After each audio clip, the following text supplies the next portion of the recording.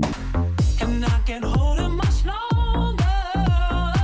Gotta let go so I can be free.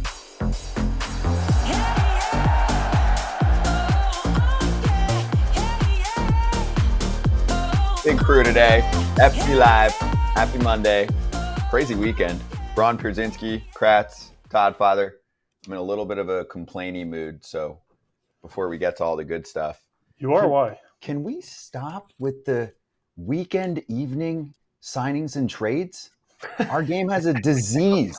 Our game has a disease. Do you see this at this percentage clip in any other sport? It's like everything that happens is Friday night at 11 p.m. or Saturday at 9 p.m. Am I off? Do we text about this all the time? You do. But I bring it up because it keeps happening. Am I wrong? You don't care? I don't really care, to be honest with you. Do you feel like certain things happen? I just feel like you like to complain. I do. That's what this show's for, at least to an extent. Kratz, do you feel like certain things happen to bury news on Fridays? I mean, after our show ended, we got the press release from MLB about the uniforms, and then hours later, the Marlins officially announced that they were tanking. Burying it, yes. I think the Marlins thing's burying it. But, like, when do you want them to announce it? Like, at 1 o'clock in the afternoon when FT starts? I would love that. That'd be great. We could chat about it, instant react. But I don't know. I don't know when, because we're playing every day. There's always, to me, it should be eyes on baseball all the time. And, in the middle of the news cycle, is it really going during games on a Friday night? I don't think so. I think there could be a better time, but when is that? Weekdays. Yeah, like a Thursday? Like a Thursday when there's 4 games, like at 6 o'clock? Yes. That's a great day for it when it's a light schedule. When would you want the ideal trade Whenever the trade is done, make the announcement. Why? We're not catering to you. Not the announcement. I'm just saying the news breaks at that time. All right, fine. Maybe I'm doing too much. I think you're overthinking it. Overthinking it? Overthinking it. It is what it is. They don't worry about your schedule, Scooter, so you have to understand that. All right? Thanks. They don't worry about my schedule either. So it is what it is. I'm getting off But my on a soapbox. bright note, Peter Bendix stated the obvious already. Well, let's charge the damn mound for it. Charging the mound. What would that obvious statement be? We're not making the playoffs this year. What? No shit. It's because they're playing the Dodgers. They knew they needed the next 3 games, and they're playing the Dodgers. They're like, I just don't see the matchups. I don't see the matchups for us. They are who we thought they were. No, I thought we thought they'd be a little better than what they were, Yes. right? Yeah, he said we are unlikely to make the playoffs this year because people are asking about the timing too because it's very early. The one thing that did piss me off is, our buddy Jim Bowden said on his radio show that he didn't feel like he checked in with all of the teams. Really? And he's pretty in touch with front offices. So usually when someone like that says something, it means someone said something to him like, oh, I didn't get a phone call. That usually is a problem for me. Does it hurt your heart because you had to Arráez Marlins jersey that he is no? So who won the Hurt trade? my heart. I'm ecstatic this weekend. I love Luis Arráez. Now he's on the Padres. You get the Tony Gwynn vibes. He's on a semi-contending team for the postseason. He went from a dumpster fire to some hope. Who won that trade? Padres by far. No, I'm not talking about that. I'm talking about the Twins Marlins when they traded. It's too early to tell. Oh, Wait, whoa. I thought about this. I have a rebuttal. Todd, Father, are you clued in on this? Because we had the debate last year about Pablo Lopez and Luis Arráez. I remember tidbits of it, but Okay. I'm a Pablo Lopez guy. So These guys give me crap for Arráez. What they don't realize is that Pablo Lopez signed a lucrative contract with the Minnesota Twins last year. Did he not? Mm-hmm. And he started opening day, and he's their ace, and they're And playing All-star. really well. Yeah, and all those things. Yep. Yeah, that's all cute. 4 years, $73.5 million. Sounds like something the Marlins would not have been able to do. So the Marlins think that they're playing chess while everyone else is playing checkers by trading for Arráez, then trading him for 4 prospects because eventually those guys will come up and cost them nothing. I'm telling you, What happens? where their brains What at. happens if all 4 of them don't turn into anything? Well, that's why I think the Padres won the trade. I think the Marlins have one clear objective right now. They said, Kim Ng, thanks for bringing us to the playoffs for the first time in a billion years. We appreciate your services. We don't feel like we're that good, though. And we think that it is too expensive to make it to the playoffs like we did last year. We would like to do the same thing that the Rays do, but by paying less. Can we do that? How do we do that? Let's find the dude that was working for the guy who led the Rays front office. And let's rebuild again. And build up to this one moment that we think is going to lead to consistent success. And the Marlins are paying all of Arraez's salary this year, almost. Yeah. Well, they bought a prospect out of that. So they have money. Ish. I feel bad for Marlins fans, Todd Father. Like, you played in the NL East. You know, you'd go down there and the place is filled with Mets fans. I lived in Miami for a while. They think the team's a joke, and an example like this is perfect. Yeah, I feel bad for him, but it's a great question, but I want to go back to how they said they didn't get in touch with any other teams. I find that strange because I feel like anybody would take Luis. Like, this is a guy that can hit the ball until he's 50, 67 years old. The dude, exaggerating, but he's a great hitter, and I think any team would have loved him on his. So that's where I'm like, where's the disconnect there? Like, why is it San Diego or bust? Like, is that the way they're going about this? So, yeah, like any team that is thinking they're going to get in the playoffs would have loved to have this guy. So that's where it's like I would like to dive deep in that and figure out if that's really true or not. Same. Just to clarify, I'm sure they spoke to other teams. What I heard from Bowden was that they didn't check in with every team. Like the contending teams that make sense. Maybe he got an offer he wanted and he took it. What if there was a better one? Maybe. Why does it hurt to make another phone call? Listen, I'm not Peter Bendix. All I know is that he said that it's too early to judge their team. So and then 4 days later, he trades their one hitter they have that's doing well. PR training is needed. I mean, Has there ever been a team that has made the playoffs, grinded and fought to make the playoffs, and then rebuilt the next year?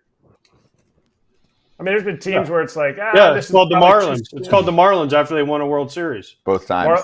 Marlins the two other times that they won the World Series, they did this. So it's like, oh, great, now we made the playoffs, time to bounce. The ownership's like, I'll just take all that extra money I made. See ya. That's why I'm saying to Todd, imagine if you're a Marlins fan, because I've been down there for it, and it's the same thing since the franchise started. You get the same lingo from different people, and they're way past this. It's way past Boy Who Cried Wolf. Somebody takes over, whether it's the owner or the GM, and they say, it's going to be different. This is what we're going to do. We're going to invest in the team, blah, blah, blah. They've given up on believing that shit a long time ago. Marlins fans think that anything they're told is a straight up lie and they should take the opposite. It's like just being in a brutal relationship. It's bad.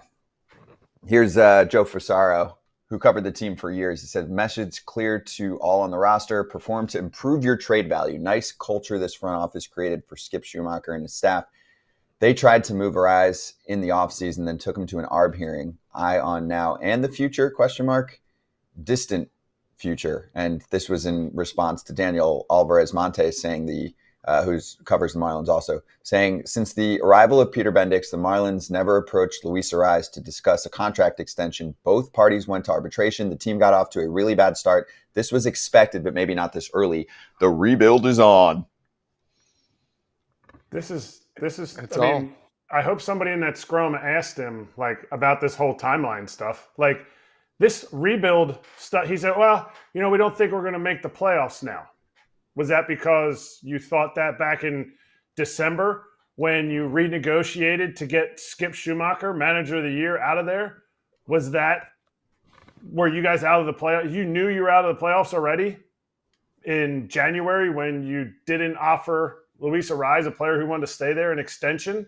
You went to arbitration with him? Why not? He's not going to be here. Let's save as much money as possible, and who cares if we piss a guy off? Or when they signed one big league free agent the whole winter? Oh, Tim Anderson? You forgot to add that one. They thought that they got lucky. This new front office thought that last year's team was lucky with one-run wins and all your favorite, the Pythagorean run theorem, that they didn't outscore their opponents enough, so they're not that legit. So we should tank it out. Why are we? Why does fandom exist? Why does MLB exist? You know what I'm saying? Like at some point, how far off are we getting from why we care about this shit versus this is a business and we would like to really prop it and compete at the right time? Like I'm like, enough. It's so frustrating. It's great for Padres fans, which we'll get to in a sec. I mean, he's just their DH now, I guess, right? Well, he could play the right side of the infield, though. He's not a Yeah. great defender. He's not a terrible defender. He's probably. You're going to bench Bogarts? You're going to bench? Well, no, you can Manoah? mix and match, give them a blow here and there, and yes, he'll play a lot of DH. He's going to be the DH. But they lost Soto's OBP last year, which was great, Mhm. even though it didn't work for the team to make the playoffs. This is a good replacement for getting on base. I mean, this guy gets on base, If he hits.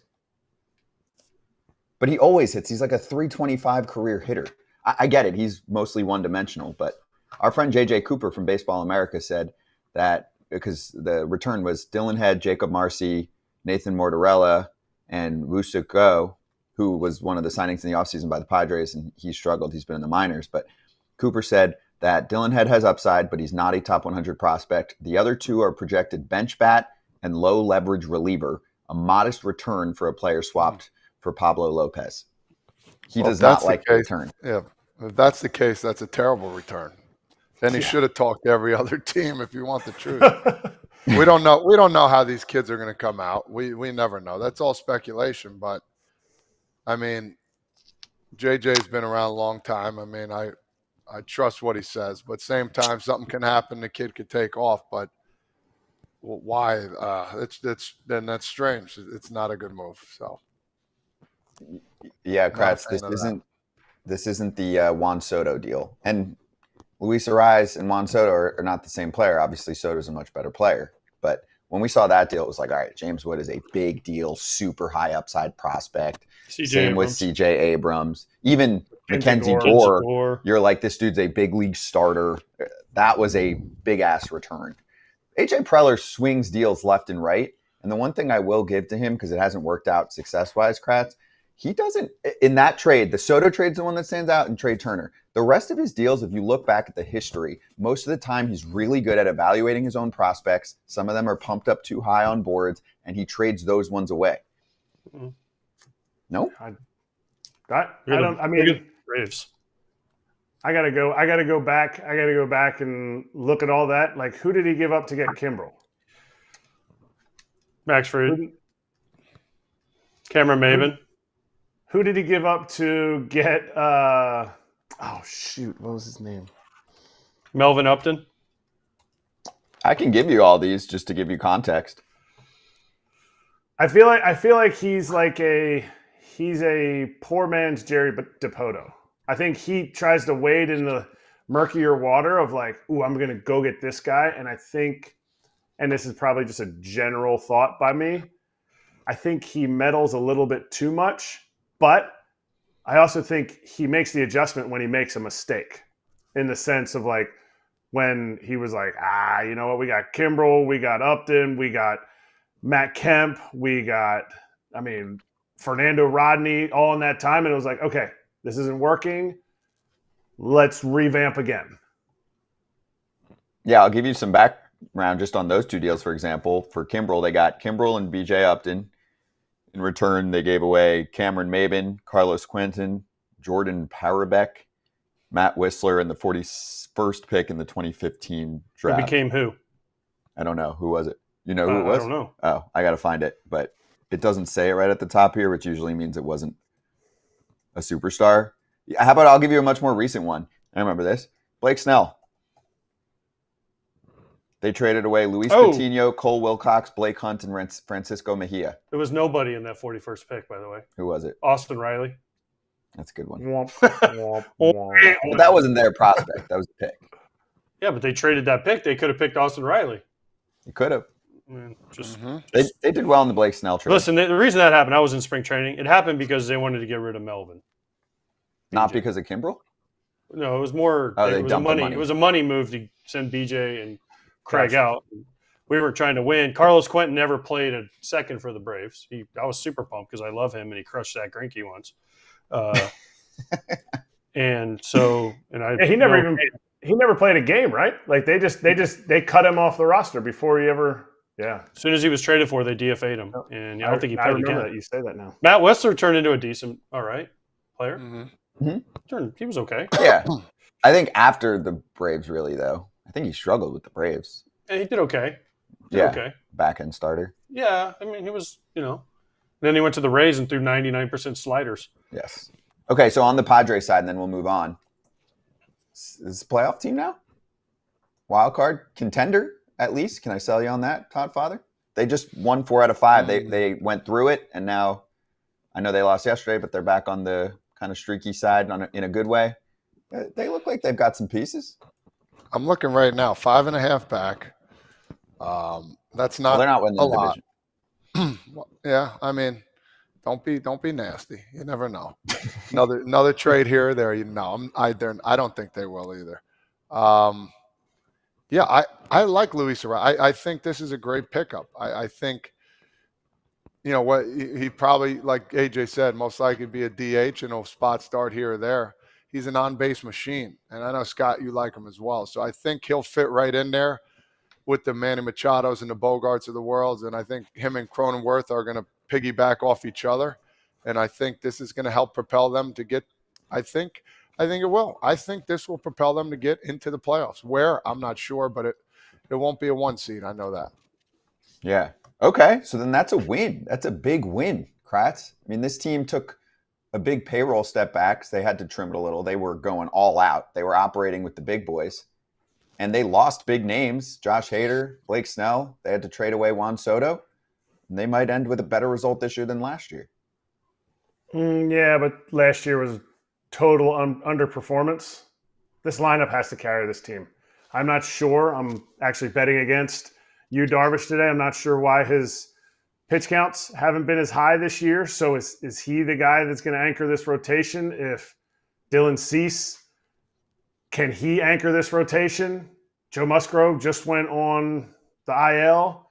To me, this starting rotation is going to have to prop up a bullpen who lost some guys, and I don't know that it's – I don't know that they have enough to make the playoffs. Even with Arráez, I think Arráez is a good pickup.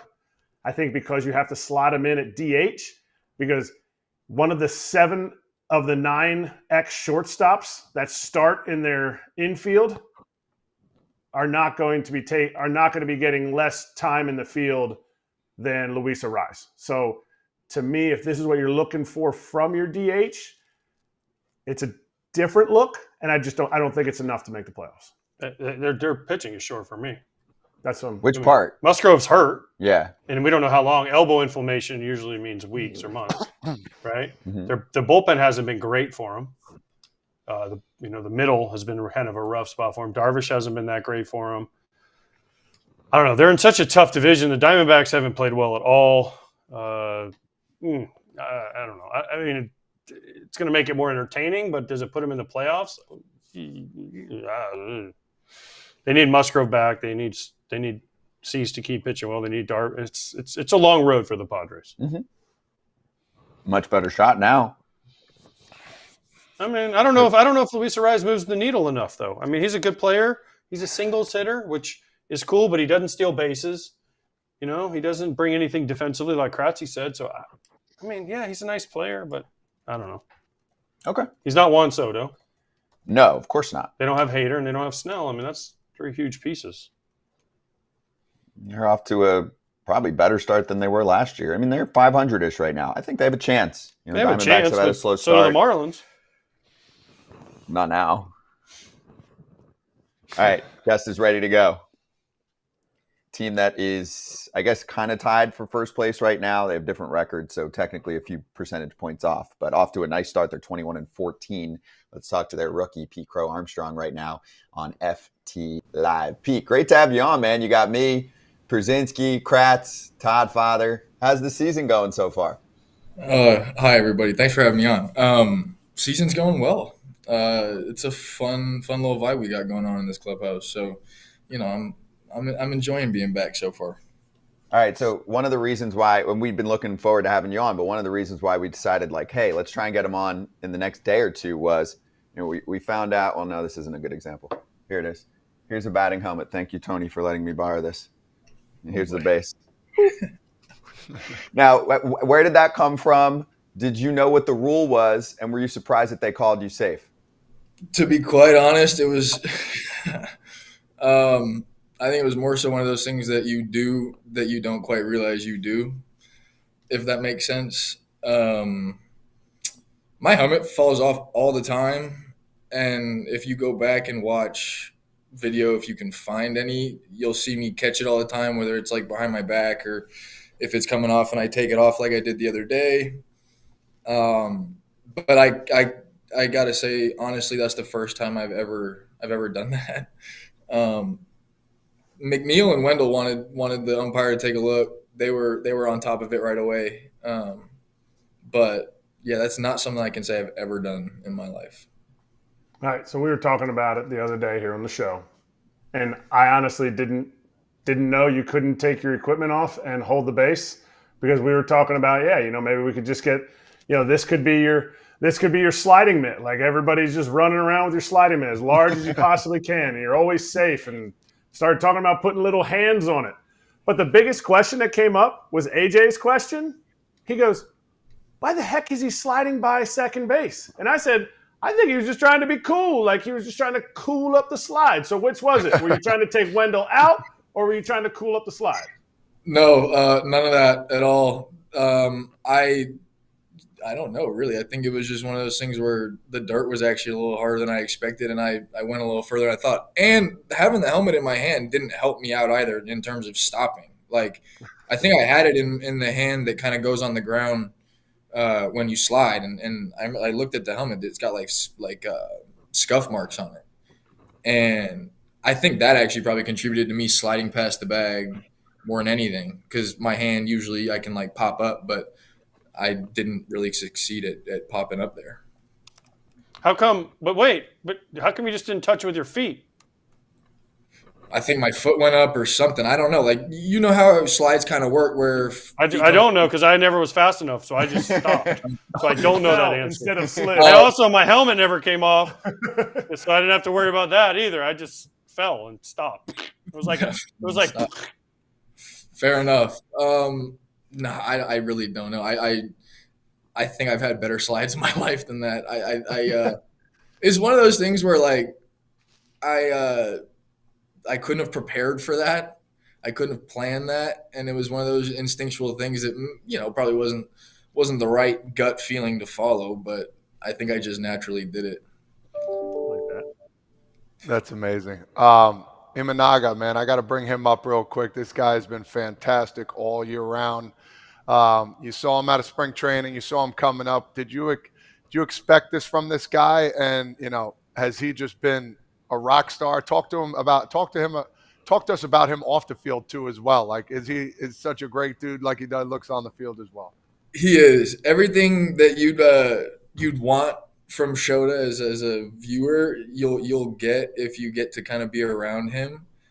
Shota, I faced Shota in spring, and it's such a different look coming out of his hand. It's super upshoot. It feels like it's coming from his hip.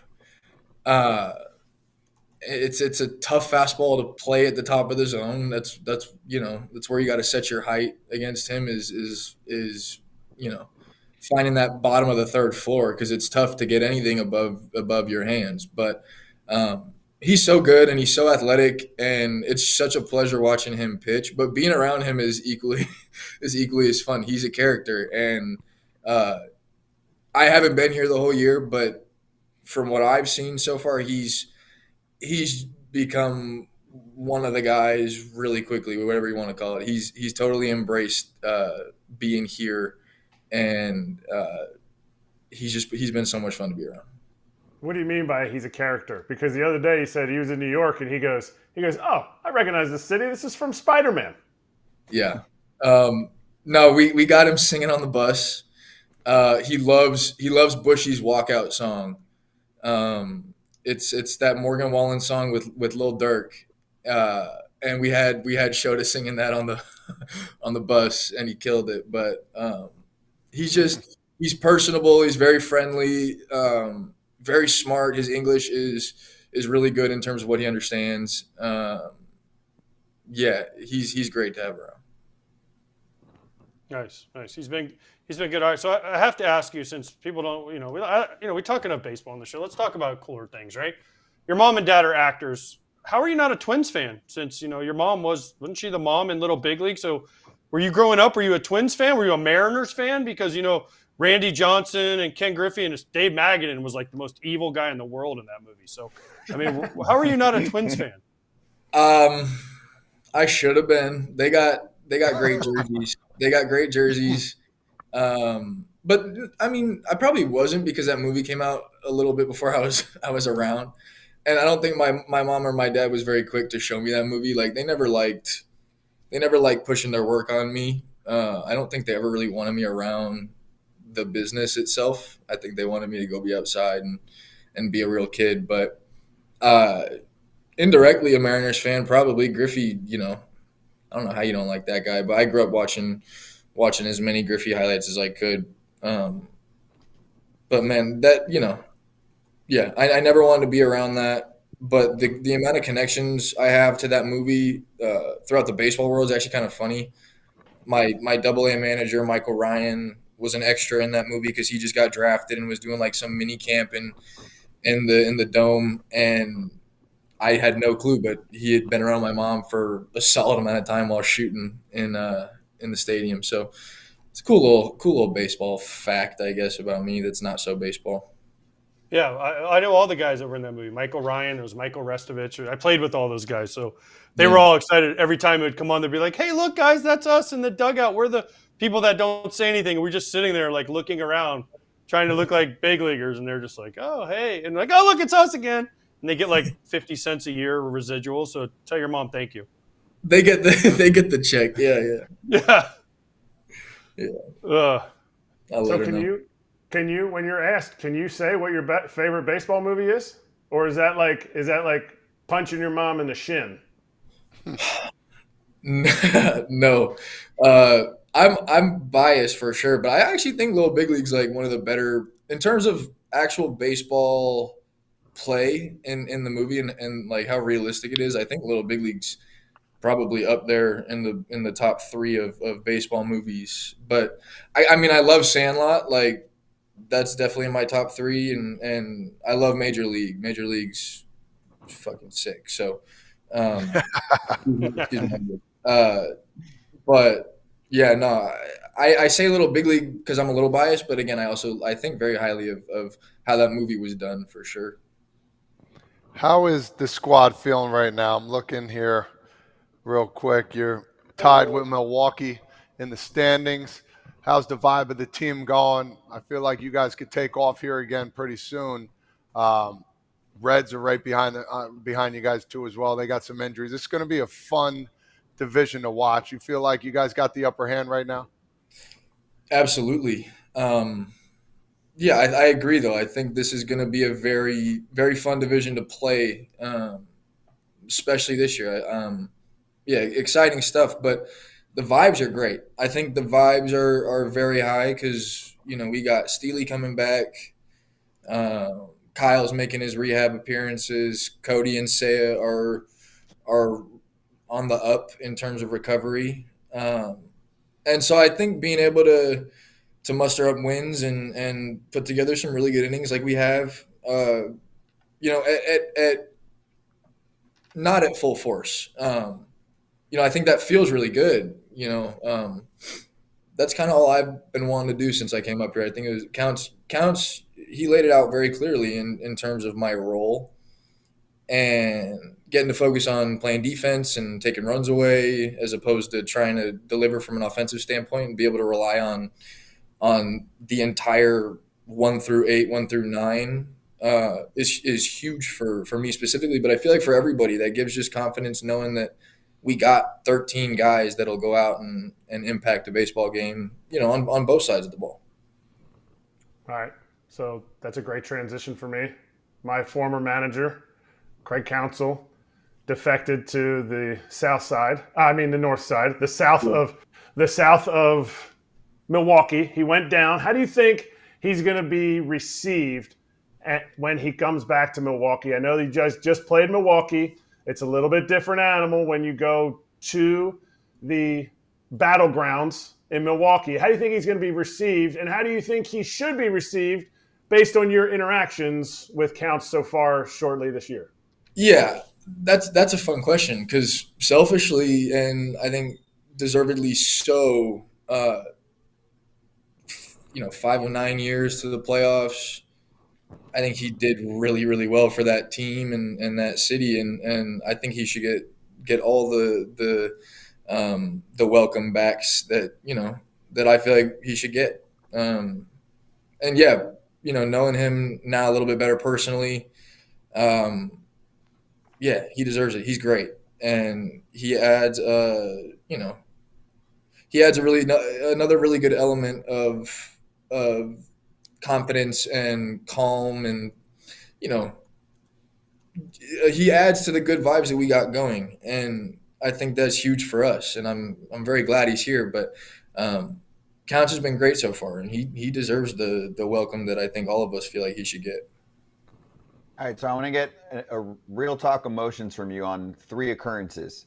1, when you got traded from the Mets in the Javi Baez deal. 2, when you didn't make the club out of spring training. And then 3, when you got the call-up recently. The trade was surprising. I had no real clue that I was really even in trade talks. I don't stay really up to date on a lot of like social media transactions and stuff like that, so I wasn't following much. But all the talk that I did hear was about like friends of mine in the Mets organization, and there was a lot of talk like, hey, like call me if this happens, and I didn't think I was gonna be the one, but it worked out very well for me. So it was cool. And I watched Javi just kind of like I watched Griffey in terms of throwing his highlights on YouTube. So yeah, special for me. My family has a huge presence in Chicago, and I grew up going out here, and I grew up a Cubs fan. So that was cool, and it gave me a little bit of an extra meaning, as sappy as that kind of sounds, but it felt like the best case scenario in terms of getting traded and leaving people that you started to build relationships with and enjoy. So that's the trade. Not making the team out of camp was what it was. And it still is what it is. I kind of knew once Cody signed back that I wasn't taking a former MVP and World Series champs job who just hit 300 with 25, and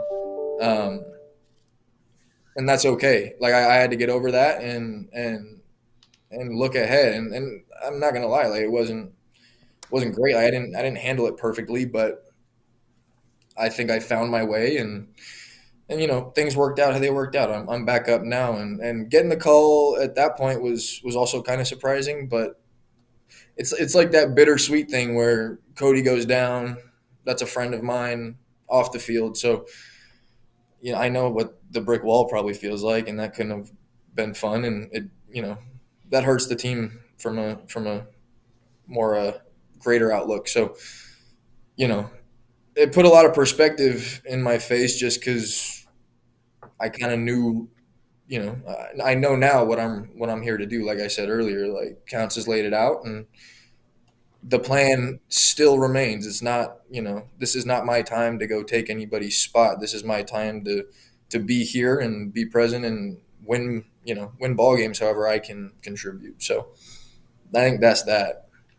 All right, Pete, before we let you go, I have 3 quick questions for you. 1, how does it feel to be the only non-pitcher from Harvard Westlake? Because the rest of your pitchers, the rest of your guys are all trying to strike you out. Yeah. 2, what some of us had the dyed hair in Chicago. It wasn't blue though, so I win that fight. And then 3, you were never invited back on this show again because you admitted you were a Cubs fan growing up. So it was nice having you. Thank you very much. Yeah, you bet. It's been fun. It's been a pleasure. I'm glad I got my one time in. Shoot. The the blue hair question threw me off. The first question was what again? Sorry. About how all your friends from Harvard Westlake are all pitchers and you're the only position player. Sorry, that was actually my favorite question out of the three. It feels great. I've had many talks with Jack Flaherty about hoping he throws one up and in and hoping I can just see that pitch and turn on it and just give him a good little bat flip or something. Jack's great, and so are Max and Lucas. But I think Jack and I have probably spent the most time around each other, and I think it makes everything more exciting, wanting to go up to the plate and take him deep. He's just a competitor. All three of them are, but Jack's such a cool, special competitor that I've really tried to take things from and kind of emulate in certain ways. So I'll be looking forward to put one on him for sure. But the blue hair was a crazy, spontaneous choice. It didn't work out nearly how I wanted either. It was such a different blue. But I've done everything in the book. I've done the bleach. I've done the blue. I've done you name it. So I'm back to the natural hair color, and it actually feels a lot better. So yeah, that's that. And then if I'm really never allowed on here again, the thing that I remember you most for, AJ, is the Michael Barrett fight. No way. No way. Really? Because they never show it. They never show it in Chicago. Hey, who do you think got the best of them? Who won that fight there? Well, AJ did for sure, but I think it's only because he ate the punch. You ate the punch well.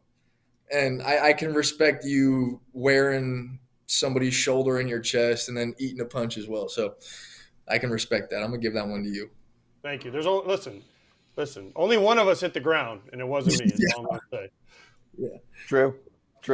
But yeah, that's disappointing. Being from LA, it's just disappointing to hear you say I grew up. I know your dad's from Chicago, but still, we got to talk to your dad. We might have you guys on here together. We're going to do some therapy for you guys. Figure out how to get you guys to the other side. Now he is invited back. Look at that.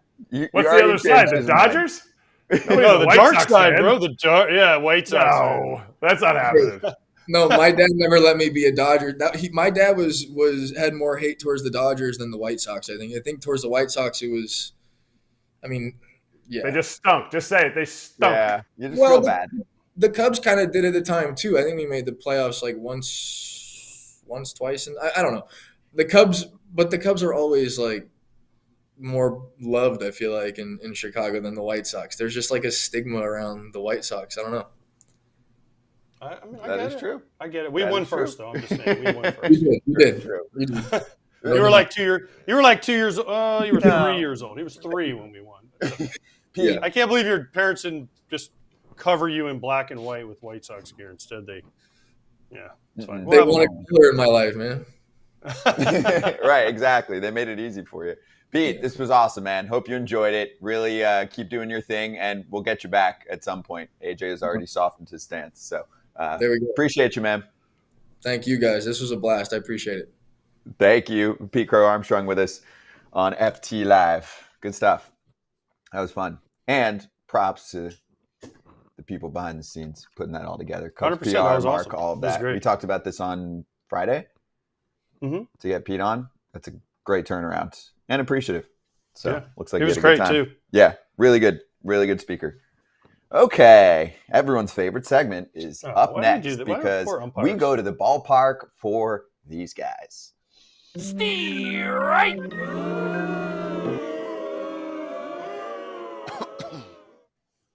2 thumbs up for the Ump Show. We had 2 really good ones this week. Woo-wee. All right, let's start with CB Buckner. So we're going to show you the play, and this game was in a rain delay for 3 hours. You come back from the rain delay, and a big moment occurs, and CB did not miss his moment. He struck him out, and the White Sox win the game. You've got to be kidding me. After all of that, he's going to call a pitch off the plate. What a crazy, crazy game. And a crazy way to end. CB Bucknor, the home plate umpire. Let's see. Yep. Not even close. You gotta be kidding me. I'm not going to AJ first because the White Sox won that game and they won the series. I'm going to Todd, father. Did you see the catcher come out of his stance ready to like throw it down? Oh my God. That's the worst part when a pitcher like, and strike 3. Or the catcher came up, he's ready to like throw backdoor somebody at third. He's like, "Oh, good game." Like, come on, man. Jesus. They need Listen. to I'm just going to say this about that call. No, but yes, the White Sox won. Way to go. But they had a 3-hour rain delay, okay? And the Cardinals had bases loaded, nobody else. And both guys punched out before we got to that point. Then they had a 3-hour rain delay. And then that happened. And CB was just ready to go get some fried ravioli up on, what is it, Mount Washington? What's the hill? What's it called in St. Louis? Mount Washington's in Pittsburgh, isn't it? So the hill or whatever it's called where the Italian district is in St. Louis. He just wanted some fried ravioli. Look at him. He's like, I can taste Ted Drew's in the fried ravioli. But here's my question. I don't know how much you guys watch this game because I was watching this game live when it was pouring, right? And so I don't have a glove, but Brebbia was pitching, okay? He was on the mound. It was raining so hard. Hold on, let me grab this glove. And so he was in the stretch, right? And he had the ball. Where's the ball? So he had the ball like this. He was in the stretch. And he was holding the ball and he was trying to keep it dry. So he was holding it like this. Then he stepped on the rubber and then he would just come set. Isn't that a balk? Like, don't you have to start with your hands broke? He was starting with them together and he would just come set and go. It should have been a balk, I thought. But they didn't call it. I don't know. Did anyone say anything Kratzy, about it? maybe you can explain it to me. But it was confusing how it wasn't a balk. Because he clearly wasn't going for the windup because he was covering the ball. He was like bent over and then he would come up. And then he'd pitch. Yeah, but the ravioli place was closing, so you can't call the balk. That's a great point. But if they called 2 balks, the game would have been over. They could have had it 3 hours earlier. Well, walk-off, too. I didn't see it. The only way would be is if he declared that he wasn't from the stretch with the bases loaded, because you can declare that you're not from the stretch. You can be from the windup, even though it looks like you're from the stretch. So that would be my only – and what, were they together or were they, like, separate like this, like the gloves over top of the ball right here? Yeah, but he had it like where they were, they were like literally like this. I mean, yeah, it was over the top, but the hand was in the glove. It wasn't like it was like this. And he had like an umbrella over the ball with his glove. I mean, it was like in here like this. And he was bent over. And then he would literally go like this. He'd step on the rubber and go. I don't know. They should have called it earlier or just let him finish it because there was 2 outs at that point. Just let him finish it. CB Buckner looked off, like embarrassed or worried that he was going to lead off Ump Show this week. His face looked at the end.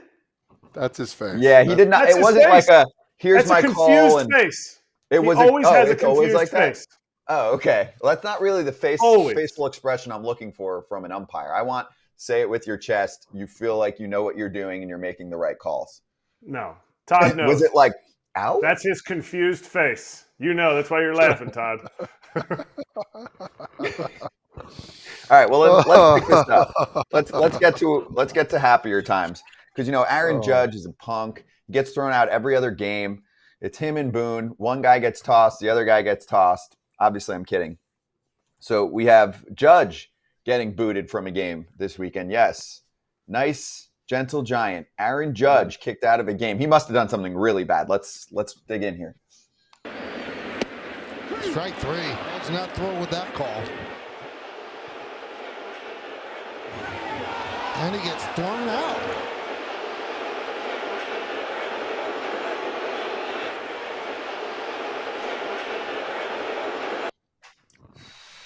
Soft. Did you see what he said? Yeah, Judge said, nah, that's bullshit. You've been bullshitting all game. Home plate umpire Ryan Blakeney goes, you're not going to tell me I've been bullshitting all game. Yeah. Everyone's here for Ryan, not for Aaron. You're out of here. Oh my God. I've said worse than not gotten thrown out of a game. That's soft, bro. Come on. And he's walking away. Come on, dude. That's the word. That was terrible. Use the magic word. You can say anything, but as soon as you put you in front of it, you're almost automatic. You can say that's bullshit. This is bullshit. The game's bullshit. The strike zone's bullshit. But as soon as you say your bullshit, That's We gotta it. go. Like, That's soft. But do no, you that's- guys agree? Yeah, but Do you that's the agree- line. That's Do the you agree line. he should have gotten thrown out? Do I think he should have? No. Do I think he could have? Absolutely. AJ? yeah, 100%. As soon as you say you, bro, trust me. I knew 'Cause how it- to 'cause squirt it- that. I knew how to squirt that agree line with with the that at best all. of them. I could go woo woo woo woo woo. What's the old? There's a famous somebody said, if I call you a certain word, will you throw me out? And the umpire said no, and he was like, I just did. And they're then you get thrown out. But like, yeah, No, listen, the guy said, if I was to tell you what's on my mind right now, were you going to tell me? He's like, no, or no. And then he said, well, this is on my mind. And then he tossed. Listen, these umpires are getting softer and softer this year. I don't care if you say you. He's walking away, man. Let him get his point across. The umpire was terrible. That was a strike. I got it. It's a strike. But the guy was bad all day. You know what? And he was fed up. He was walking away. You've been bullshitting all day. That doesn't warrant anything, whether you say you or not. You go back at him and be like, no, you've been terrible all day. Like, why can't you have an argument? Why can't you go back at somebody without throwing somebody out right from Jump Street? I just don't understand that. I had an argument with an umpire yesterday, and I told him, listen, you missed the damn call. He didn't throw me out. Like, this is a 10-year-old umpire, man. Come on, man. Like, this is crazy. dude, you're getting in fights. You're getting in fights with 10-year-old umpires. No, he's not 10-year-old. It was a 10-year-old game.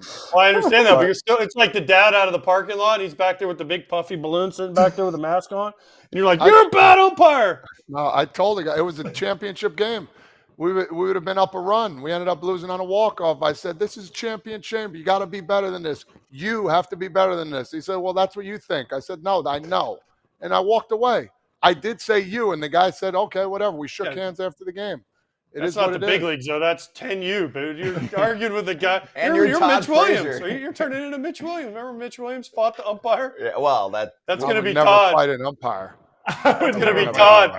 By the time they turn 12, Todd's going to have the umpire in the headlock. Never. Nolan Ryan. Cards around. I just think that was very soft by the umpire, and the emphatic. You threw him out emphatic. You're not going to tell me I'm been bullshitting all game. I mean, I find it so soft. All right, if Judge didn't play for the Yankees, do you think it would still be soft? No, well, Yes. that's probably why you're saying that, because he is on the Yankees. I thought he should have been kicked out for what he said. No, if he was on come any other, AJ, if he was on AJ, 30 teams. AJ, for you saying that is baloney too. There's no way you believe that. Kratz, 100%. What I said, he said you, and that was auto kick out. Well, that's not what you. I don't believe you think he should have been thrown out for just saying that kind of word usage. What he said. well, you guys are saying what's been the precedent, right? It still is. But why is it the precedent? Because you're getting personal with him. You You're can't. saying You can't. suck. Yeah. That sucked? Okay, fine. You suck? That's like me Okay, going to I you got saying one. you suck, you're going to get mad. You're having a bad game, or you're not good at your job right now. Yeah, you're Can gone. you say that? Ray, Yeah. That's soft. That is soft. He didn't say that. I though. told He an. said you're I good. told an. How about if you tell an just think- umpire, hey, strike one. Hey, man, you missed that call. He put you in there. You don't get thrown out for that. True. if you do it again, and the language that's used is the explanation. Language That I is got. key. Agreed. Language is key. But I thought him walking away saying, you've been bullshitting all day. That's no. For Judge, I know we got a guest coming, but for Judge, for- it was a for little anybody. bit more. It was a little bit more than what Judge normally does. I'll be honest. He will say his piece as he's completely walking away. He went beeline back to him, turned and went towards the dugout and said one more piece as he turned around. To me, I think Judge has created enough cachet in the game that he shouldn't need to get thrown out in that situation, but I can't say he shouldn't have. He definitely it was within the right of Ryan to be able to throw him out of the game. Dude, check I the box. He got thrown out. Who cares? He got thrown out. Big deal. They won the game. My big deal is we need to keep the stars in the game unless it's something really egregious, and just anybody So in you're the game. saying that everyone should get the Michael Jordan treatment, and you just, Everybody, though. LeBron James can do Every whatever player. he wants, and everyone's like, oh no, we need Not to whatever see they him want, play. but the dude set a line and walked off. To me, it's like little brother was being annoying and the parents are like, just let him walk away, and he walks away instead of being like, hey, and starting a fire again. Like he left. He didn't go in it. If he goes up to him, goes in his face and says, you're off today. What the fuck? Whatever. Okay. Boot him. He walked away. No, you guys are soft. You guys are I'm soft. I'm there for Soft. Judge. All right, let's get to the Dodgers That's and the Boston Braves. accent too. That wasn't Soft. You guys are Soft. so soft. That's That's soft. better. That's better. All right, let's get to the Dodgers brooming the Braves this weekend. So our brand new show, part of the FT network, is called Hammer Territory, and it had a very strong debut, topping the baseball charts on Apple Podcasts. And I saw it right next to that little Kelsey Brothers show on Spotify. One of the leaders of that pod joining us right now. It is Scott Coleman, part of the Hammer Territory team. Scott, great to have you as part of the FT fam and officially do this on the show. And also, what a start to Hammer Territory. How you doing besides what happened to the Braves this weekend? Yeah. Very naturally, you launch a podcast on a brand new network and they get swept. They get beat up pretty bad. But very, very happy to be part of the Foul Territory family, and a lot of great stuff happening over at Hammer Territory. The support to get the show off the ground has been fantastic, and we're very grateful to be part of the team. Thank you. Yeah, and I actually think they needed you more than ever because it's therapy session, right? I listened to last night's episode. So let's start with the offense, because this team has put up runs, but Braves fans have high expectations. So where are we at with some of the stars? No, it's weird. We're about 20% of the way into the season, and they've gotten very little from their big trio of Acuna, Riley, and Olsen. And at the end of the day, the team is 20-12, which is tough to complain too much about because that's about a 100-win pace.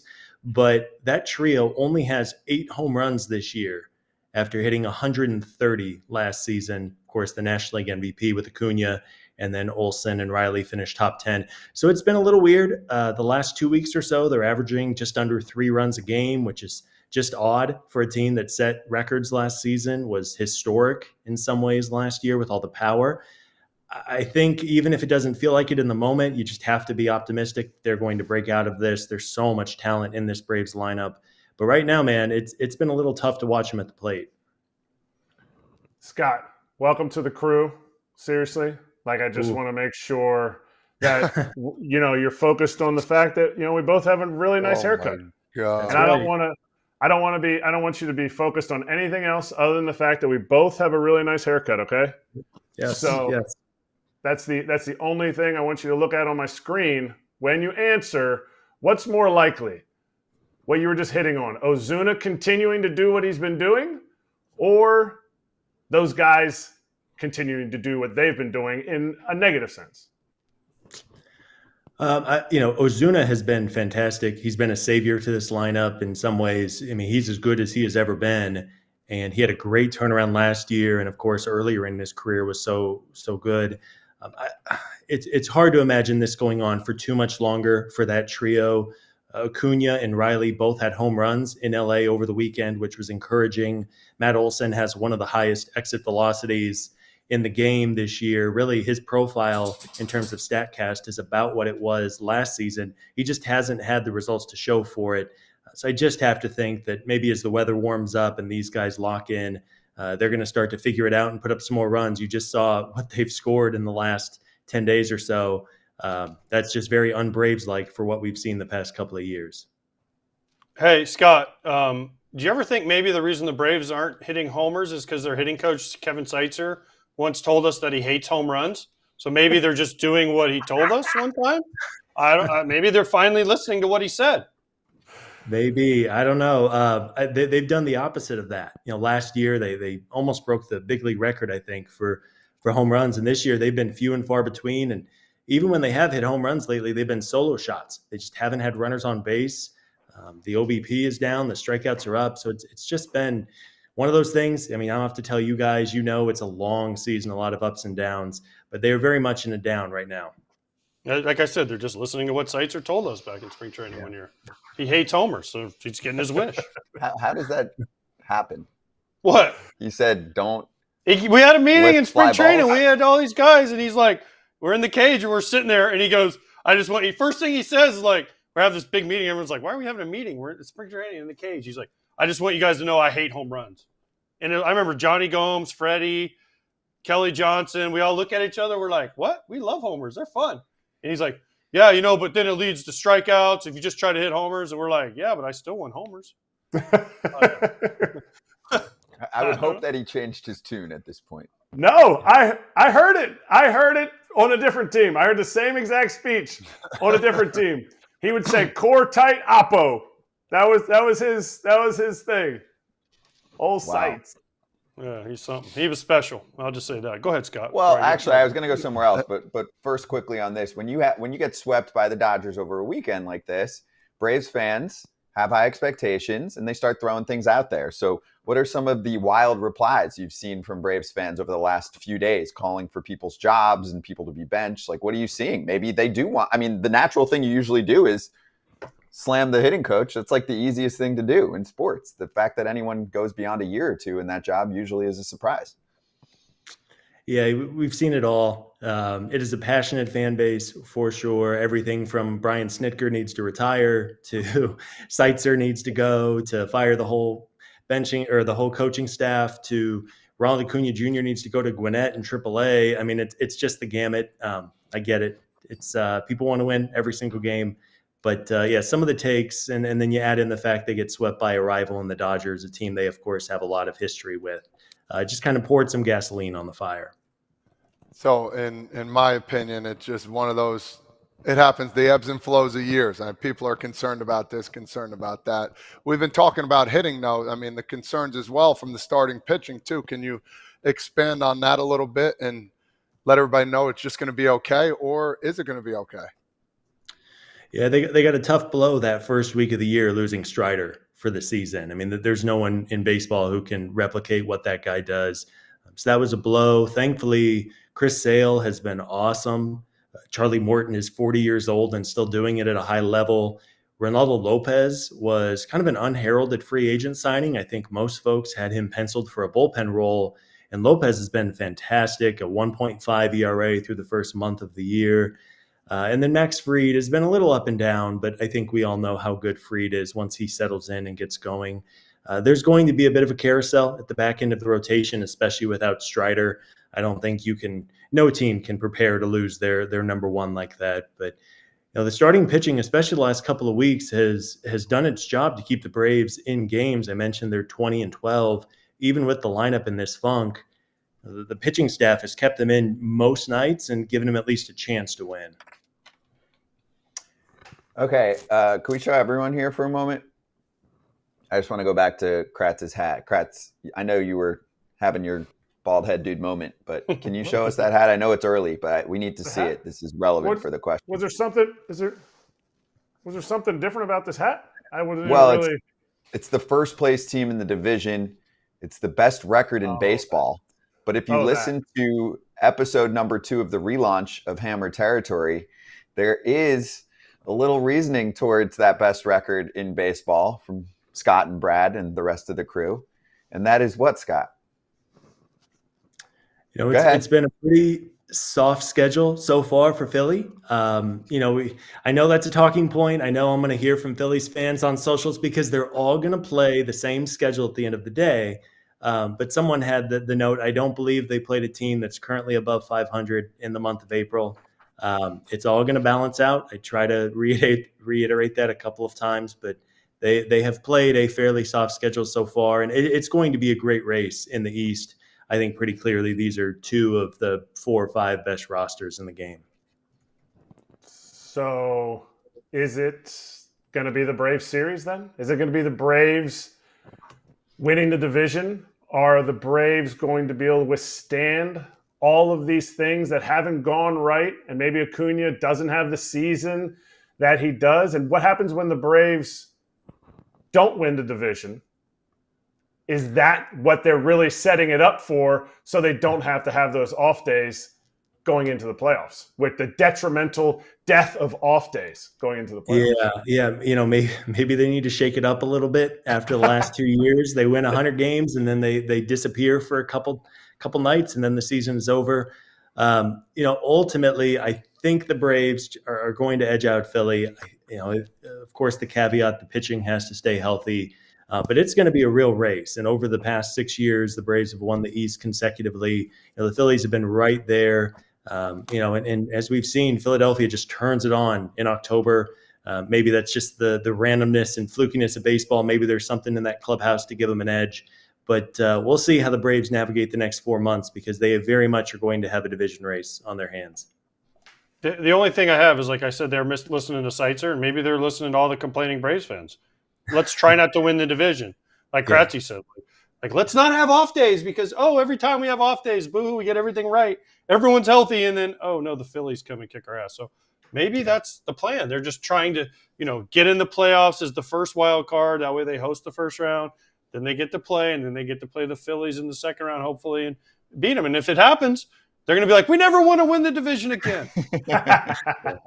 Start tanking. Yeah, exactly. I mean, you know what? They win 14 divisions in a row and won one World Series. Yeah. So maybe that's the clue. The key is just win the wild card. Yeah. And during this run of 6 divisions, the year they won the World Series was arguably their worst regular season team. They only won 88 games that year. They won upwards of 90 in all the other seasons, a couple of 100-win seasons mixed in as well, and they just didn't have the success in October. So who knows? Maybe we'll clip this. Maybe it's the magic formula. Don't win the division, play a couple wild card games, and then make a deep run. Time to tank, Braves fans. Time to tank. Hammer territory. Tanking. 101.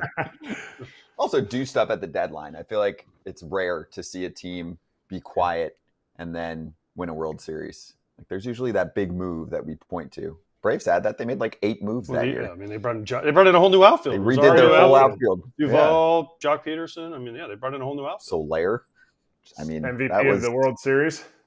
That was an impressive deadline for Mr. Anthopoulos. Well, again, Scott, it's awesome to have you on board. We'll bring you on here time to time. For the FT fans, we put Hammer Territory in our podcast page this morning, but we're not going to do that all the time. So you need to go over to the Hammer Territory podcast page, subscribe. You can see the QR code on the screen right now. And also, they just launched their new YouTube channel, which we'll start promoting this week as well. So, Scott, again, thank you for swinging by. Thanks for being part of the FT fam, the FT network, you and the rest of the Hammer Territory crew, and better times ahead for the Bravos. Yeah, let's hope. Thanks, guys, for having me on. I've enjoyed the show for a long time, even before coming on the network. You guys do great work covering the game every day, and we're happy to be part of it. And if you know a Braves fan in your life, share the show with them. We're very, very appreciative of all the support, and we have a lot of fun. Like you said, better days on the horizon. Hopefully, let's hope they don't keep getting swept. The show might suffer a little bit, but it should be a lot of fun moving forward. You guys will be fine. Braves will be fine. So thanks again, Scott. Appreciate you. We'll talk to you soon. Thanks, fellas. Thank you. You can also follow Hammer Territory on Twitter. They just launched that page, and you can follow Scott individually at Scott Coleman 55, and the rest of that group is listed on Twitter as well. We'll post some of these clips. I feel so bad for Braves fans. They've got it good. Braves fans have got it good. Are you kidding me? They've got one of the best stadiums. They got a great team. They're all signed for a long time. I mean, listen, if you can't go to the Battery and have a good time, I mean, you need to hang out with Scott more. That's the only way. You're doing it wrong. You're doing it wrong. Everything as a Braves fan is looking up. Don't fret, my pet. Perfect transition to Hot Corner and talking about a fan base that is not receiving the love. White Sox? I didn't ask for the worst team in the American League.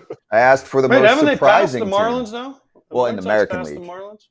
I think it's pretty close right now. It's the White Sox, the Marlins, and the Rockies. They are really holding down the fort at the bottom. They're hot. And they're like, it's this tug of war. They're like, come on, Oakland, come on. And they're like, fuck off. We're almost 500.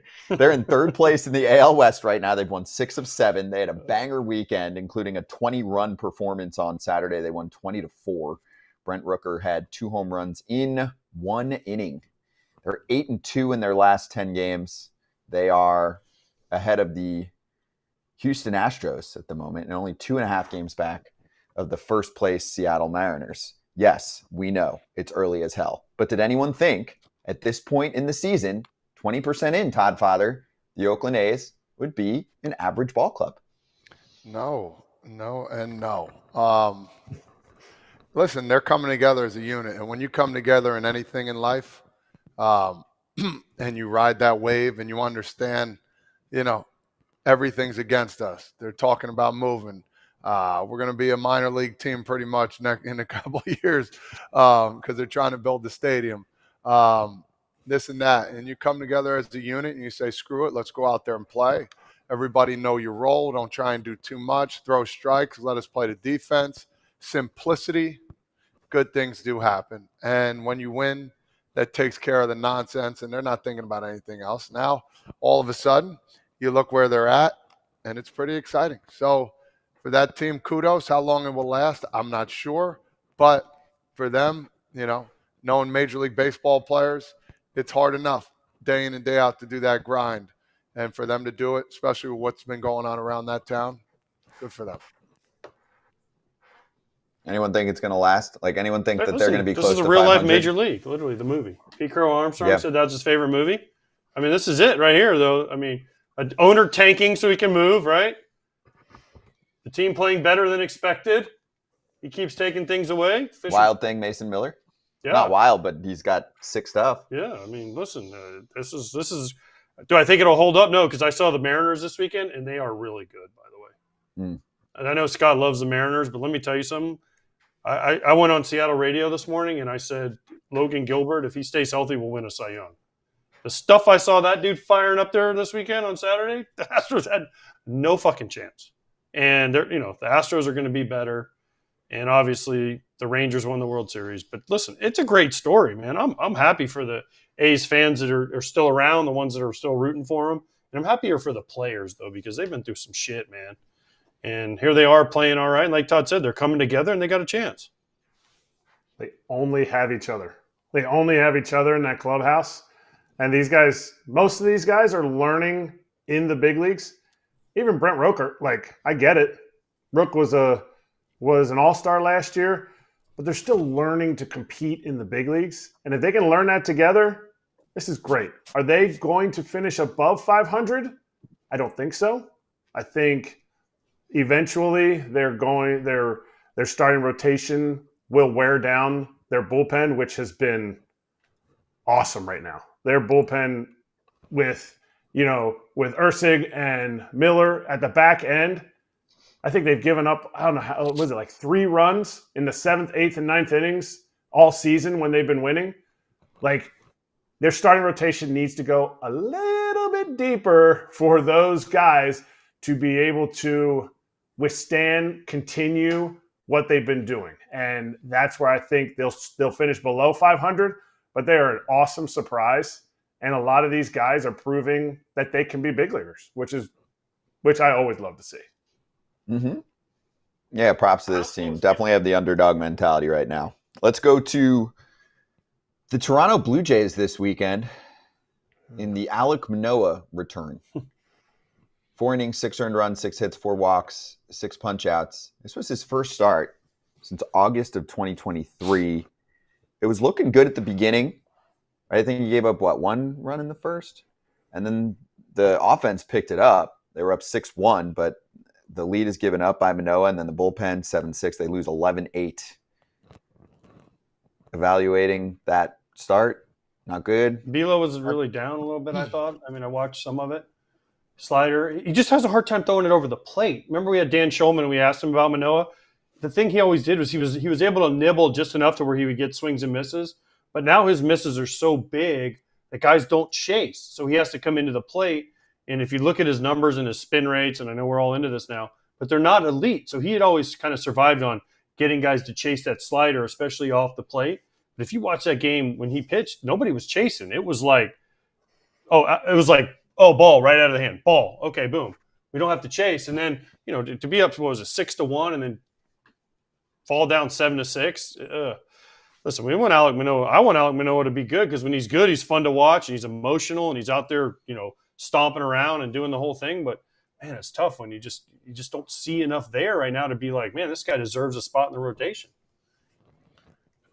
Have we ever seen this quick of a downfall from a pitcher? I was trying to remember from being the highest of highs, the number one, talking smack in the dugout, being that happy-go-lucky dude, to boom, all of a sudden, everybody's saying, why is this guy pitching again? I feel absolutely terrible for him. Said his delivery was totally different. Didn't look that good. I didn't see the start, so I can't comment on how he did. But from what I'm hearing, it's tough to watch because he was so spectacular. He was so good for the AL East in that division too as well. So it made for a good little rival the Yankees had and the Red Sox and the Orioles. But yeah, it's tough, man. I hope he comes back from this, but time is ticking. Ricky Romero, Yeah. 32 starts in 2011 at a 2.92 ERA, 225 innings, and he was pretty good the year before in the threes, and then 5.77 the next year. Really, that was tell it. you what that was. What was that? That was the age-old yips. He got the yips. Oh no! That was so tough to watch. A guy that I played with in the minor leagues struggle to find command, like learn himself. He's a first rounder, did well, and then it was like he kind of went through it a little bit and he was trying to figure it out, and then you get the yips. And I had never been around a guy who dealt with it, but just to watch him be like, dude, last year I could throw it whichever half of the plate I needed to, and the ball would just, and it was just off the table. He goes, I couldn't stand in front of a doorway and throw it through it. Like he was lost. So that was a different aspect of it, or that was a different thing for Ricky. But Alec, in the same hand, is going through something similar. It's a loss of confidence from what Shulman said. And you have to be supremely confident to compete in the big leagues. And we're expecting him to compete at an all-star level. To me, if I were Pete Walker, if I were John Schneider, I would get in his ear and say, we don't need you at an all-star level in your next start. We need you to cut your 4 walks down to 3 walks. We don't need you to strike out 8 guys. We need you to strike out 4. We want to see 6 quality innings from you and understand that we may take you out even if there's a lead. Just to slowly build that confidence back up, because those 4 walks were on the slide, were caused by the slider, like AJ said, being out of the zone. And then the dingers were sliders that were in the zone. So now all of a sudden, you're getting negative results from one pitch on both ends. That's tough. That's really tough on your confidence. But isn't it hard for a team? Like there's always a team, right? Let's say you have a bullpen. Like, let's talk Texas, right? Leclerc struggled at the beginning of the year. Bruce Bochy goes, I'm going to put him in softer landing spots. But when you're a team like the Blue Jays and you're fighting for the postseason, it's hard to say every fifth day to Alek Manoah, hey, bro, it's okay. We only need you to go 4 innings and give us, 2 walks and 4 punch outs. And we're going to take that's hard. That's hard if you're a team trying to compete. Now, if you're on a team, we use Oakland because we're talking about Oakland. Hey, man, you go out there and just do whatever you want to do, and however it works out, it works out. But when you're on a team expected to compete and you go from the number 1 guy to not lucky to be on the team, honestly, that's a tough transition. And it's also hard on not only the team and yourself, but the organization, because they're doing everything in their power. And they're like, I don't know, we might miss the playoffs, make the playoffs by 1 game. Can we afford to send Manoah back out there and do what Kratzy said? Again, if you're a team building up and you're like, oh, we're building for the future, this is our guy. Okay, sure, do it. But they're so close to being in the playoffs, being out of the playoffs. They need to try to win every game, and it sucks, man. It's a bad spot. But they have a luxury of having 4 starters that have been going deep. So this is a time that you can do that. It's like having a guy in the lineup that's struggling when all 8 other guys are raking, because that's what they have. They have 4 guys in this rotation that have done well. Berrios is looking Cy Young-ish. Kikuchi has started to get his stuff back together. Gausman has only been improving since he started the season on the IL. And so you start looking at stuff like that and you're like, okay, we need you. Who knows what a thoracic spine inflammation is? That sounds terrible for Iriel. And he wasn't even going to throw 160 innings. So they need Manoah. And to me, they're at a luxury point where they have other guys in the rotation that can go deeper. So that would be my approach. But I get it. They're a playoff team. Ultimately, it's going to come down to their lineup. Their lineup needs to step up. Yeah, but they're in last place. They got to play catch up. They don't have games to waste. I get what Yeah, you're saying. no, I They don't get it. have games to waste. They're in last place. They got to try to win every game, and they're in a tough division because the Rays haven't played great, right? The Red Sox have been better than expected. The Orioles and Yankees are kind of doing what we thought they'd do, but they're in 5th place right now. No, I mean, I know there's a lot of games to go, but listen, they're in 5th place, and they can't afford to be like every 5th day we're just gonna hope and pray that Alek Manoah pitches well. He'll figure it out. Yeah, When it's a starter, it's so much harder. Versus Bullpen guys, you can your move. 8-hitter struggling for a week. I feel like it's different, you know. And look at the Astros. I mean, they got themselves in a hole even with Abreu. That's one lineup spot. This is a dude every 5 days. You have to believe that he's ready to go, and he's going to prevent runs for you over 5-ish innings. Is him being mid for 3 starts and getting closer to above average more worthwhile than what else you have? What's their choice? I don't know what else they have. That's the problem. It depends on the depth, but I agree with you. Let's say he goes out there for 3 starts, he only gets worse. Then what do you do? That's my thing. So you just created your own line, Kratz. You said 3 starts. Let's see what happens. If we go, but I don't tell him it's 3 starts. The biggest thing I want him to know is he doesn't have to go from this start, his first start back from AAA, to mic'd up on an all-star mound throwing cheese by guys. Because this is when he thinks about his apex of his career. When you go back as a player and you say, when was I my best? Oh, I was my best right here. Nobody's going back to the season where they sucked and they're like, okay, I know I was doing that. I don't want to do this. No, they're going back and be like, I remember this about my swing. And that's where I want to be. He's going back, and maybe I'm wrong, maybe he's not, but he's going back to 2022 and he's going, I was on the big league mound. I was at Dodger Stadium. I was telling guys that I was going to front hip on mic. It was awesome. That was my moment. And I got to get there. And to me, he is this far away from there.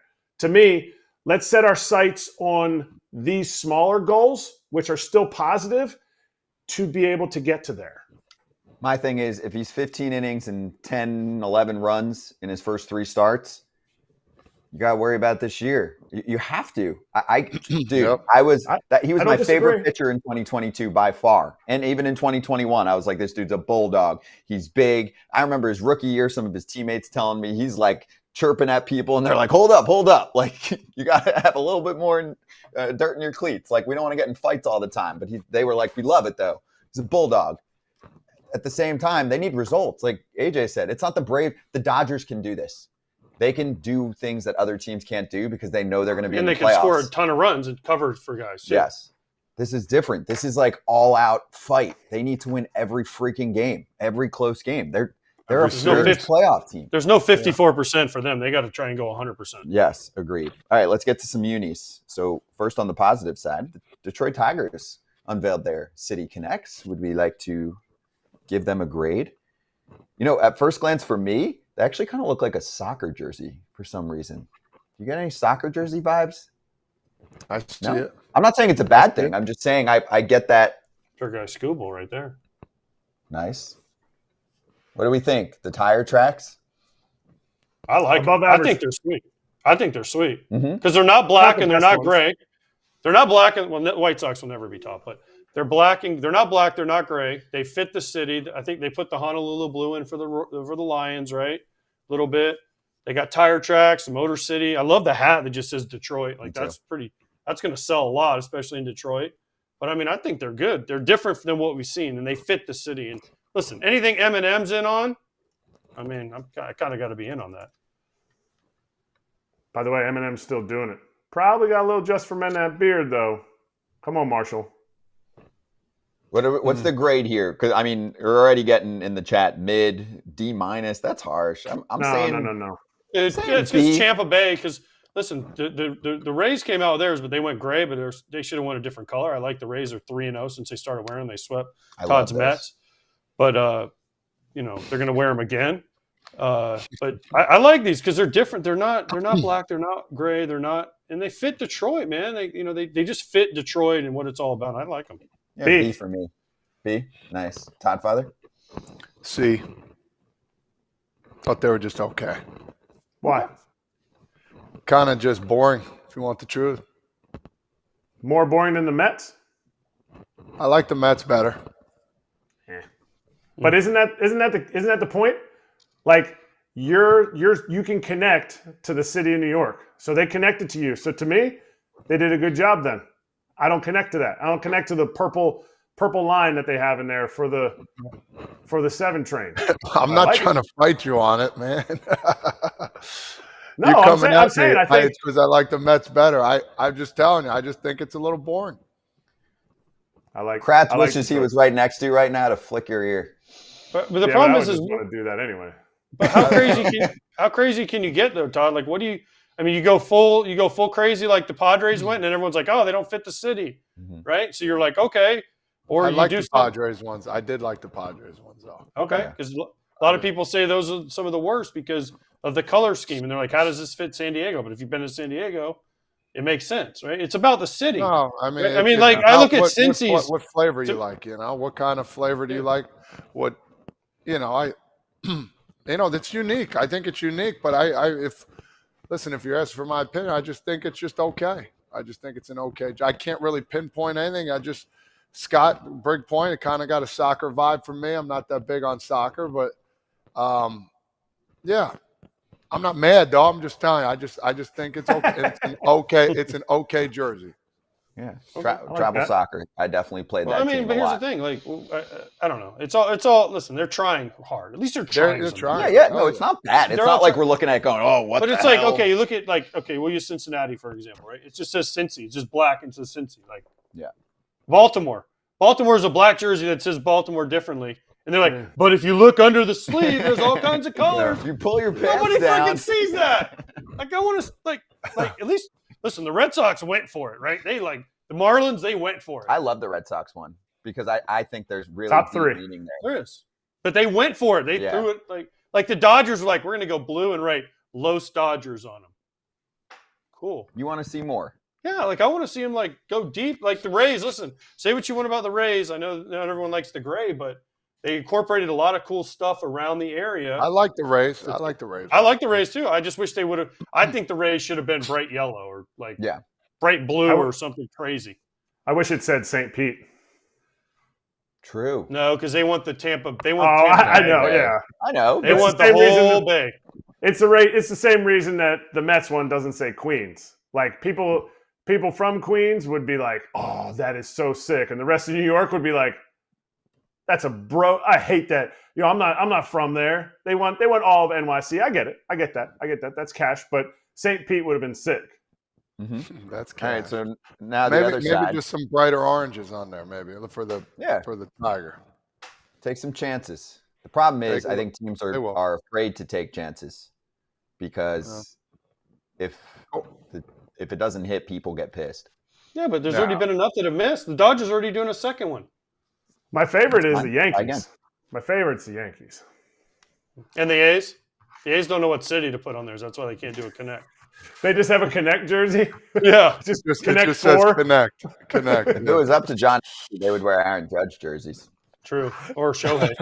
When you say Shohei, too, is going to hit homers? If you could all be a little bit more like Judge, we would sell more tickets.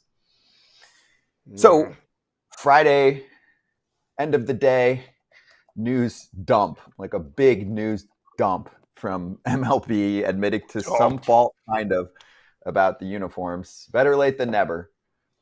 So, Stephen Nesbitt put out an article. He's been all over this for The Athletic. Just redo it. Nike confirms changes are coming to its MLB uniforms. Commissioner Manfred, quote, "We will continue to work with Nike to make adjustments with the goal of delivering a uniform that looks good and helps MLB players perform at their best." Remember, when this first came out and players were losing their minds, there were call-outs saying they'll get used to it. It's like, it was kind of like, players, they just like to bitch. This is fine. This is except Riley Green, who's what they'll like. Ripped his leg off twice. How about Nimmo? Did you see Nimmo too? He was like trying to patch it up because he's worried that he's going to run out of pants. Did you see that quote? Oh, his we quote. have Tyler I Matzik thought he too. his pants. All right, the quote. Matzik said the analogy for not having the say in the uniforms is, quote, "It would be equivalent to a businessman having to wear a tailored suit every single day, but he doesn't get to pick the suit he wants to wear. My thing is now they're making changes, okay? And they're not giving us the exact date, but it sounds like they want it to be ready for 2025. So that means they're going to have to start digging into what changes. And unless they're just reverting back to the norm, Kratz, like, where am I going here? Are they going to get like a really, really deep say and feedback from the players right now during the season? You know what I'm saying? Like, you need to really work with the people that are sporting your shit. I'm asking you as a question. Is it easy for them to do that during the season? Like, can you say, hey, we're going to meet with this team and that team and all that, and we're going to fix this? Or is it a little tougher because, like, you know, it's the season? It's the season. Nobody wants to. I mean, guys have been awesome coming on our show, but a lot of people don't want to do extra stuff during the season. Somebody will say, oh, that's soft. You can't just have a meeting with my job. We have meetings. Guys come to the ballpark at 1 o'clock for a 7 o'clock game. They are doing something that entire time. Guys that don't come till 1 o'clock, they come at 3 o'clock. They're doing something that entire time. They're not wanting to sit down with something and helping figure something out that should have been figured out last year in October or November, discussed during that time, or maybe last year in spring training to be ready for this season. I just think it's something that should have been figured out well before this. And they chose to take care of it on their own and make their own choices and changes. And now they have to deal with it. Go back to the old school. Go back to the hand stitch, man. That's my favorite. I thought they were just fine, but it's a new age. Also, I think sales were hurting. Yeah, because people were like, I ain't buying that shit. Yeah. That's the biggest thing. Sales drive it. And how many fans have you said, I'm not buying a new jersey because they suck and they look cheap? And then you see the Nets City Connect is $500. People are like, I'm not spending $500. And they're still the same prices. Yeah. Well, all right. So I have to, way up. They were like $240. Now they're like $500. No, so I have to ask. Are you kidding me? $449 for the City Connect Mets jersey. Wow. That's just nuts. And it doesn't look good. Like, you'd rather have the big name on the back. You have Alvarado. Alvarado's a big boy. They were showing him pitch last night. Last night was night game. And, like, his back is so huge. His name looked like it was this big on his back. It looks brutal. It looks like they messed up. It looks like they shrunk his name and kept the numbers the same. True. All right, so I got to ask, because this is a completely off. So I'm in the chat. Why does my chat have freaking Ken Rosenthal's head next to it? That's like, shouldn't it be my head? No. So sales. If you're a member in the FT YouTube channel, we appreciate you. You get emojis. We're gonna have subscriber-only content coming soon. The longer that you're a member, like a rewards card, you get certain emojis activated. So Ken's is the first one after you've been a member for, I think it's a month or two.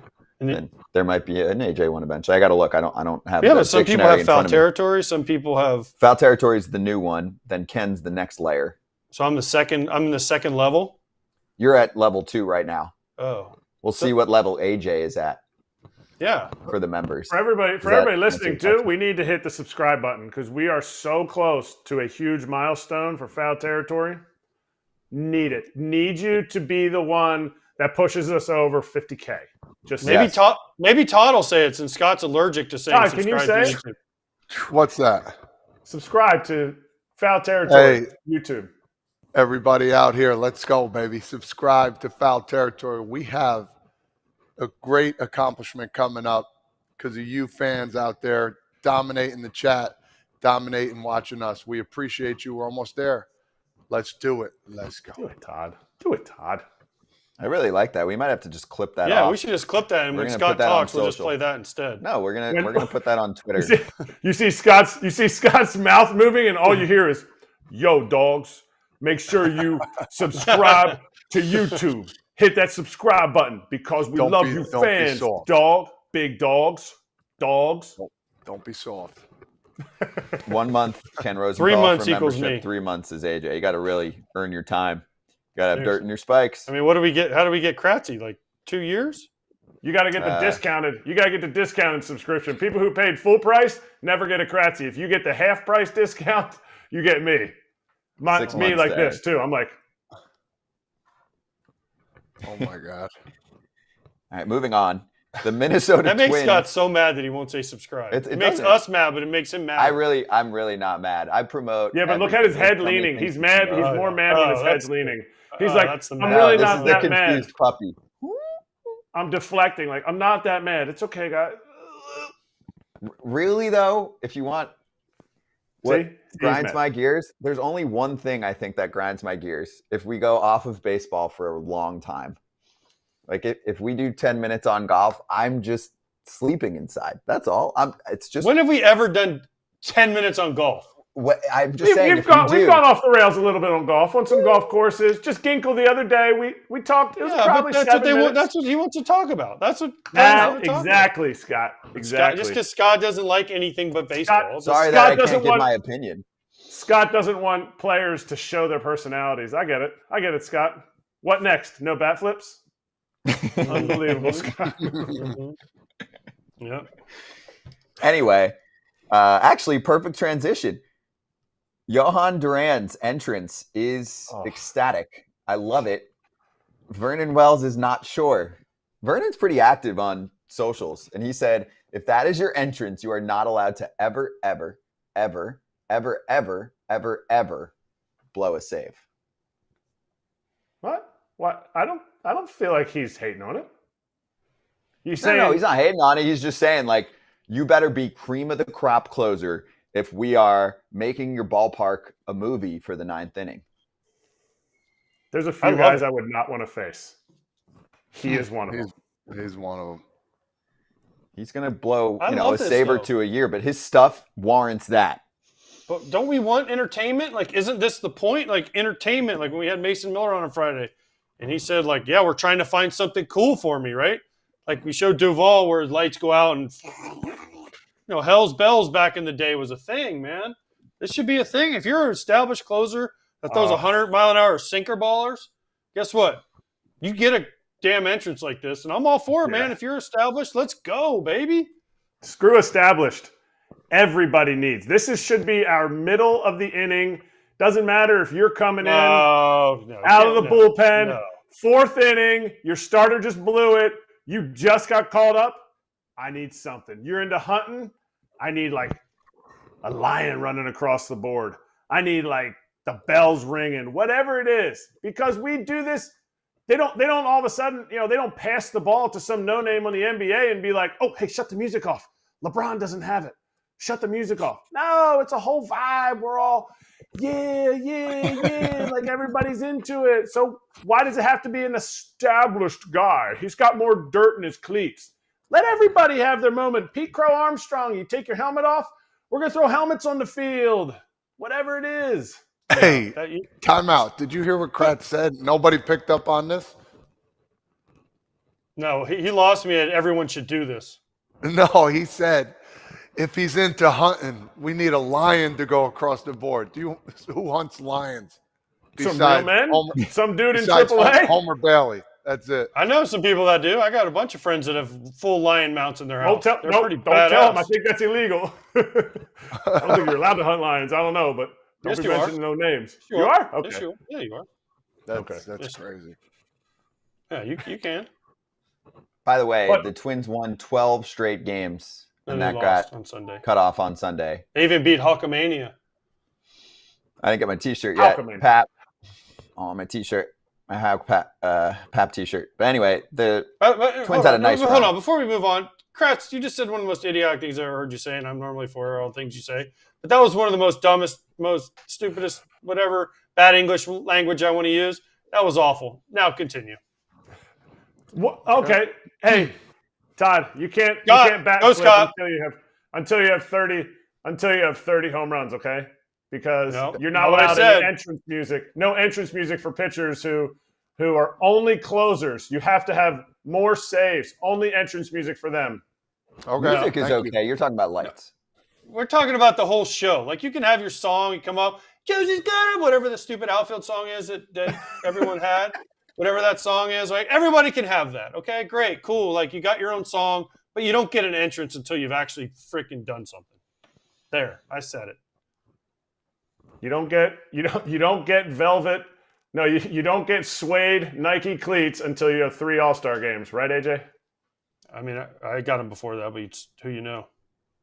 See, you broke the trend, and then all of a sudden, so you were the original. You were the original, AJ. They used to have standards, and now they just give it out to everybody. No, well, when you're the first person to wear their catcher's gear and you do all the testing and you do everything for it, they reward you. They break the rules. Yeah. Good news. Tommy Kahnle is supposed to join us soon, so we'll ask him we can about talk. an entrance. We can talk video games. We can talk golf. We can talk hunting. We can talk fishing. We can talk entrances. I want to see Tommy Kahnle with an entrance. That would be some We can talk about Judge, why he deserved to be ejected. Definitely want to ask about that. All right, one more quickie in here. Dave Roberts got a car from Shohei Ohtani.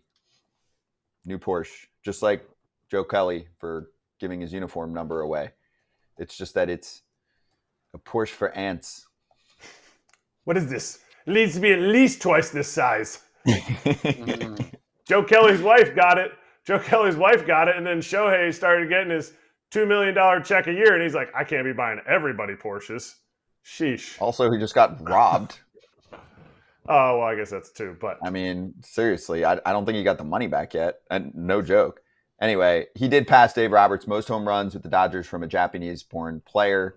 And when Ohtani was asked if he'll buy Dave a real car, he said, quote, if we win a World Series, I'll think about it. Yes. Which actually, did you see, we didn't mention this on Friday, that the Dodgers gala on Thursday that they always do, like the big grand gala, big performances, they all dress up all fancy. And the Dodgers donated $50 million to charity during the cause there. $50 million? $50 million, I think, from I didn't hear the that. hedge fund group, which is called a cough in their hedge fund. And then they said they would donate another cough if they won the World Series. No joke. $50 million? $50 million and $50 million more if they win the World Series. That's good shit. That is the payroll for the Marlins for the year right now. Guggenheim, maybe that was a charity they gave it to, the Marlins. Guggenheim is worth, they have $329 billion in assets. So that's why it's a cough. That's crazy. $50 million. Wow. $50 million. I'm trying to queue up the tweet. I think it was from Bill Shaken, but I don't know if I'll get to it in time, but I'm looking. But that's pretty damn cool. Props to that group for doing that. Very good. Props to the Dodgers for doing that charity on their off day too. Mm-hmm. They do that every year. It's a big deal. Okay, I'm going to promote something. It came out today. The FT leadoff newsletter, a fresh edition. Hey, I magically got myself now. What? Yeah, I got me. Yes. Oh, they switched it. They switched emoji. Scott gets so thrown off the rails. It's great. I don't. Well, you tell Scott me to normally, promote things. but people don't know behind the scenes. Scott always does what he wants, so when we can throw him off the rails, it's great. Yeah, but you just got your own emoji. That's awesome. Join FT Leadoff. The QR code is on your screen. It is a newsletter on Mondays and Thursdays. It is awesome. Don't subscribe on YouTube. He's got the giggles today. Oh, if you man. can't control yourself. Todd's going, what are they talking about? I have no clue. If you're having a weekend and then you're hungover on Monday and you missed everything, besides this show, you can also get caught up on the mornings with the FT Leadoff newsletter. And you just saw the QR code. We'll be right back with Tommy Kahnle of the New York Yankees. Unified Healing is sponsoring this episode of Foul Territory. Unified Healing is an innovative global network of wellness centers powered by Energy Enhancement System, or EE System. This technology promotes wellness and deep relaxation, and there are hundreds of locations across the globe. Interested in experiencing the EE System technology for yourself? Go to unifiedhealing.com/foul to learn more and find a center near you. That's UNIFYD healing.com/FOUL. No material or testimonials on the Unified Healing website are intended to be viewed as medical advice or a substitute for professional medical advice, diagnosis, or treatment. Always seek the advice of your physician or other qualified healthcare provider with any questions you may have regarding a medical condition or treatment and before undertaking a new healthcare regimen, including EE system. Hey, there he is, Tommy Kahnle of the New York Yankees, back on FT. Tommy, you got the whole crew today, and they got the giggles. How you doing? Love that. I'm good, man. Just got home from the field just now. So How you feeling? We're grinding. Hey, what was at the field? Got to getting ready. Rehabbing, working out, throwing, the whole shebang. What does your day look like right now? I mean, you're not looking very sunny, so I know you're going in early. I mean, get some sun one time, some vitamin D at least. No, I don't need it. Agreed. How are you feeling? Give us the update. Good. I mean, shoulder feels great, man. I'm not gonna lie, guys. I think maybe in spring training I was trying to trick myself. I don't know. I don't think I was ready, and I kind of pushed it, and didn't go well. So then, I decided to change it up and switch my routine up. I went back to a little bit of heavier lifting while I've been rehabbing. It seems that maybe that's been a trick. I've done a few different things in the rehab room, maybe, and I don't know. I just wanted to change something up, and I feel like this is working much better than what was before. The old saying, mass equals gas. So you start lifting, getting a little heavier, start eating, getting a little bigger, maybe a couple serve bases here and there. Hey, it ain't hurt nobody. Hey, let me ask you this on a serious note. You see how the Yankees are doing right now. Everybody was worried about how they did against Baltimore. Did you see the club, even with all these injuries, being where they are right now coming out of spring training? Yeah, I mean, we all thought, the heading into the season, we were all, focused on one thing, that's winning a World Series. So, I'm not surprised at all, that we're at where we're at right now in the season. Given some of the injuries that we've had, obviously Garrett being the biggest. So it's, navigating. We have the guys and the staff to, give us the length we need and to get it to the bullpen. And then obviously the bullpen's been locked down. And, that's just, that's going to be the game plan. And it's been working. You mentioned Cole. You mentioned Garrett. You guys rehabbing together? Do you ever see him during your bulk sessions here that you're going with? No. Garrett got the luxury to stay in New York. They sent me to Tampa. He never comes down there. Do you get any updates? Do you guys, do you get any updates on his schedule, like how he's doing compared to how you're doing? I haven't heard anything, to be honest. Everybody just tells me he's doing good. That's all I've got. I haven't seen him. I don't know if he texted me or anything. I don't know. I've been kind of, how it is. You rehab away and you just kind of like become an afterthought. Why are you rehabbing in Tampa though? Why not be in New York and hang out with the fellas, buy some dinners, go on road trips? That's the same thing. Who knows? I don't know. Not up on that hierarchy. So what if you called Booney and was like, I'm coming to New York, I'm rehabbing in New York? What would he say? I don't know. Maybe they would let it happen. I don't know. Maybe they just don't want the crazy man there. That leads to my next question. Why were you voted by your team to someone not to sit next to on the plane? Come on now. It's the loud one. Let's be real. Everybody's trying to sleep, and I'm just yelling. I have seen Tommy. I countlessly wake up the trainers. Always. They doze off, and the next thing you know, you kind of give them a little chest pat. Hey, get up. Earphone out. That's why you're in Tampa. That's why you're in Tampa, not New York, right? That's the answer. See? Now we know. I have seen Tommy run up and down the aisle of the bus and the plane equally in the minor leagues and in the big leagues and slam his head into the luggage rack, okay? So there is you do not want to sit next to him on the plane, okay? So that's, let alone pulling earphones out and being like, hey, What are you doing? Hey, what are you doing? Of course, that's him. Got to keep everybody ready, on edge. Of course. It's like Stewie Griffin, that famous, little minute with his mom, like Lois, mom, mommy. Yes, mommy. Guys, friends, Judge. We had a conversation earlier about Aaron Judge getting thrown out of the game the other day. What did you think about the whole thing? And, I'm not going to tell you what we said. We had a little disagreement about it, but do you think it was – and you know what he – did you know exactly what he said? Did you read it? No, I didn't get what he said yet, but I saw it. So he basically said, you've been bullshitting all game. And the umpire said, you can't tell me that. You can't tell me I'm bullshitting all game. And he threw him out.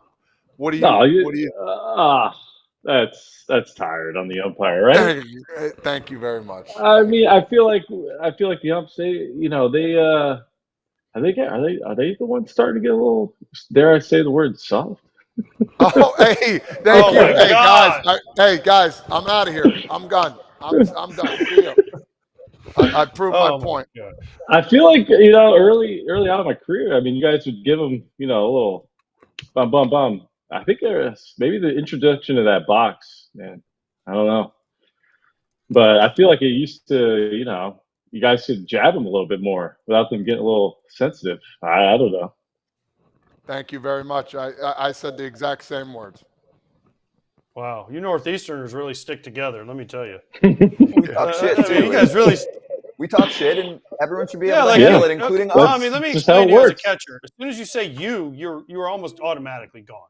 You suck. No, you aren't good. Hold on. He said almost now. You said if you say you're automatically gone. That's what I said. You're almost automatically gone. Like, all right, let's go back to the tape. Let's rewind. Yeah.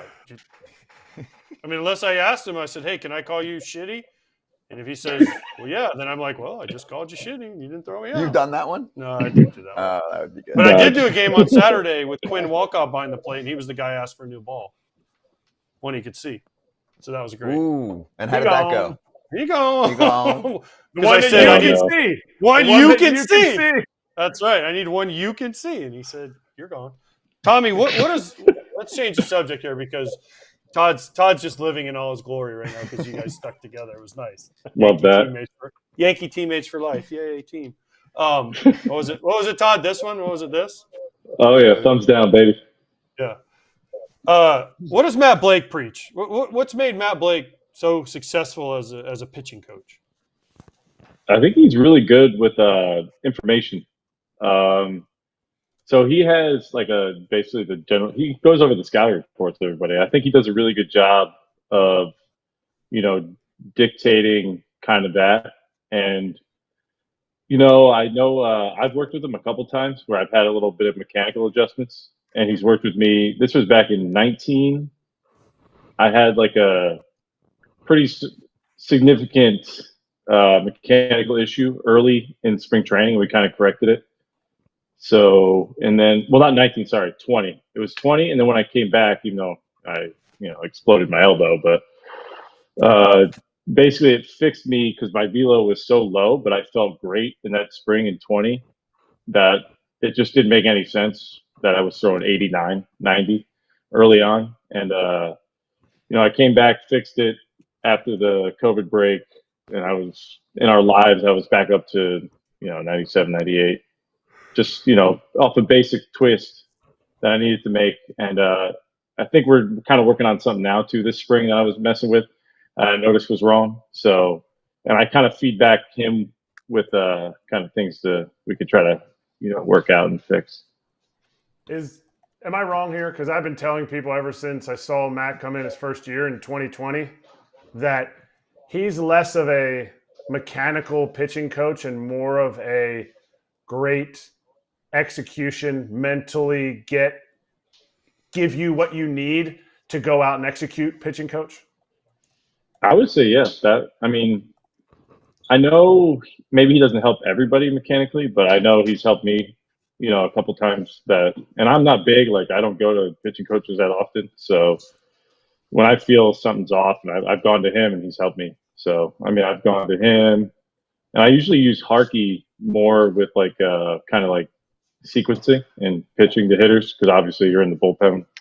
I'm in the bullpen with him 162 days, so that's a big one. Tommy, we just had this argument, and you're a reliever. You're not a closer, but you've been a very successful reliever. Should every pitcher that comes out get a cool entrance like, Doval in San Fran or Duran in Minnesota or Trevor Hoffman when he came out to Hell's Bells, or should it be just limited to the closer? I always thought it was limited to the closer. Thank you. Is it not? Thank is you. that not a Tommy, thing anymore? you know what, Tommy? You're crushing it today. You're absolutely crushing it today. He's agreeing with you. He's agreeing with you. Oh, all you guys who stick together. The question isn't, should it be? Do you think it should be? Should it be extended to elite level psychopaths who come to get a hold in the 8th inning like you? Or should it be? No, you don't want it? What if you come out? What if you show up and you're lights out and you take over the closer's role? Do you automatically get one then? You got it. You're the closer, right? So it's just for the closer. I think it's exclusively for the closer. Yes. So we just sit here in between every inning for the rest of the game like this. Okay. Oh, Tommy Kahnle got the 3rd out. Okay, I'll just get on my phone a little bit. Oh, what happened? Or do we say, ooh, he got the 3rd out. Oh, yes. Yes, I'm so juiced. Ian Hamilton, the machine is coming out. I love when he comes out. He's jacked. I love his music. Flames fire up. Or ice. They can call him the Ice Man. Well, you said in the 4th inning for the middle reliever, so just he answered it properly. Let's move on. There's a new position called psychopath out of the bullpen. Tommy, last question from me, bro. We know your superstitions and all the crazy stuff you do. You haven't pitched in a while. We know when you give up a run, you shave your whole body. So can you take your shirt off and let us know how hairy you are right now? Are you a hairy beast right now or what? Not. I did actually shave my chest probably about a month ago. All right. I think I went like fully, I got hurt and then just wiped it away and then we start over. Yeah. Wait. If let's say you go on a rehab assignment, if you give up a run, do you go full bank or what? Wow. Yeah. So when you're pitching against the Gulf Complex League down there, and you like, some dude, 17-year-old Dominican guy gets up there and freaking Yakata's one of those changeups for a homer. You're in the shower and all these guys walk in and like, man, this is what the big leaguers do right here. They shave their everything. It's gonna happen. Well, we'll see on Wednesday. So we got a big Tampa Tarpon game. You're not giving up any homers. You're not giving up any runs to some low A kids. Not a chance. Just 3-2 change up. Last time I rehabbed in low A. Whew. Couple rockets off the wall in that Cali League out there. Wow. Those guys, they're hunting. Well, you'll be back in the big soon, and they're going to fix the uniforms. Did you see that? I hope so. I mean, those pants are brutal. I'm still wearing them. They're brutal. You're wearing them now, the ones that they have? Yeah, the pants. The jersey I'm okay with. Yeah, the pants they're miserable for me. Well, yeah. They started riding up my knees. There's nothing's the right size. I don't know. They're not tight enough. That's the problem. Not stretchy enough. There you go. All right. Well, they're fixing it. It might rip when he brings that leg up. True. Well, that would be a good distraction. Pick up some extra strikeouts if you got ripped pants. But anyway, on that note, Tommy, get well, man. We want to get you right when you're back in the bigs. We'll get you first week when you're back, all right? We'll see you soon. Perfect. Love it. Thanks, guys. Appreciate it. Have a good one. Thank you. Good luck on Wednesday, Tommy. Appreciate it. Tampa Tarpons, let's go. All right, that's Tommy Kahnle, and now we are going to quickly run through our locks. We could go down to the game. We could watch him, but my son has a game, so we can't go tonight. No, on Wednesday, yeah. That'd be sweet. We could sit back there and heckle and be like, "Yo, Tommy, yo, bro, throw it over the plate, yo." Do shots for every strikeout. Yeah. All right, Friday's locks. Pap and Kratz did okay. AJ and me did not. money bags updated. You'll look at them while we do our locks. We're going to quickly run through this because Dodgers territory is coming up in just a sec. So let's go to Pat. Oh, my God. What's up, my people of Foul Territory and Foul Territory Nation? What's happening is Pat's Pick coming at you live. Man, we on a heater, baby. We winning that money. Up almost $1,000 so far. So let's keep it rolling. My picks today, pretty simple. I got the Phillies, I got the Rays, and I got the Dodgers all in the money line. And I'm going to put them in a 3-team parlay. It's going to put me at plus 196. We're going to put 200 on them. Potential payout of almost $600, folks. So we're going to get that cheese today. And I also got a side bet that I bet a side bet $100 if we ask Stephen A. Smith to take a lie detector test. He says no. So I'm going to side bet that one too. Wait, did something happen with Stephen A. Smith? I missed it. I'm not sure. He sent a reply back to Pap. There's a really good relationship going back and forth. But the one part that was funny was Stephen A. was kind of like, who are you? Like, he's a legendary closer. Yeah, seriously. This isn't just like a random local radio host. Oh, like, man. Jonathan Papelbon is very accomplished. Like, you might not agree with what he has to say, or you might love him like we do, but he's a big deal. He was like, "Oh, you're just trying to feed off my fame." Like, no, he's not. Anyway, that was epic. All right, Kratz. Okay, I want to be clear here. I am taking Justin Steele over Yu Darvish in most Ks. The Padres, while they don't strike out a ton, they've struggled against lefties this year. I'm not sure why. Some of their better hitters are right-handed, but they've struggled against lefties. Justin Steele's pitch count will be lower, maybe around 80 to 90, but I see him out-dueling Yu in the strikeout department.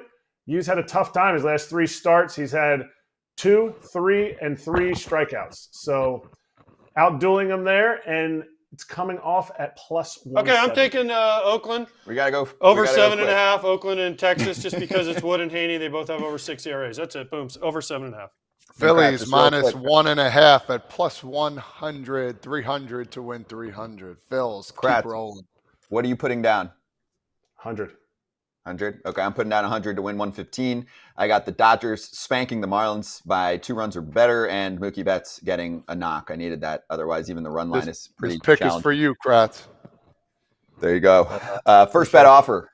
Bonus code FOUL. Download the BetMGM Sportsbook app or hit up BetMGM.com. Sign up and deposit at least $10 into your new account. Place your first wager and receive up to $1,500 back in bonus bets if the bet loses. And if that happens, your bonus bets will be available once your initial wager is settled.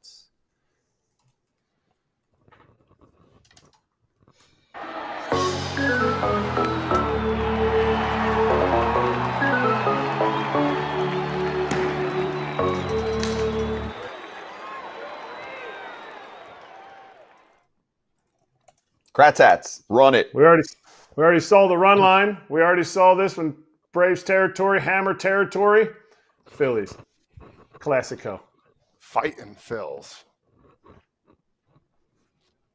Kyle Manzardo is getting called out for the Guardians. I wanted to shout that out. Stephen Kwan hits the shelf for about a month. Manzardo has been smashing in the minor leagues. That's a bad loss. Kwan was like a top 3 player right now in the AL, but it is a nice reinforcement to have. Here's what we'll do. We'll actually post a clip from one of our friends at BA, Jeff Ponce, who has a little evaluation on Manzardo. So make sure you check that out. Tomorrow, Ken Rosenthal, David Sampson, Blake Trinan's coming up next on Dodgers. By the way, 2 things. 1, David Rubenstein's going to be the Mr. Splash, which is freaking amazing. Yes. In Camden Yards. And 2, happy birthday, Emma. You got to put up with Scott's shit every day. So happy birthday to Emma. I hope you're watching today. I am sorry I put up with him enough. You can take him for a while. You go, girl. You had me for a few hours, and then AJ has to deal with me again the rest of the week. Love you, FT fam. Also, subscribe to the Dodgers Territory YouTube channel, please, and don't go anywhere because Dodgers Territory is just going to flip on your screen. Blake, and happy birthday, Willie Mays. We forgot. Willie Mays, 93 years old. What an epic day. May 6th is the day. See you Tuesday.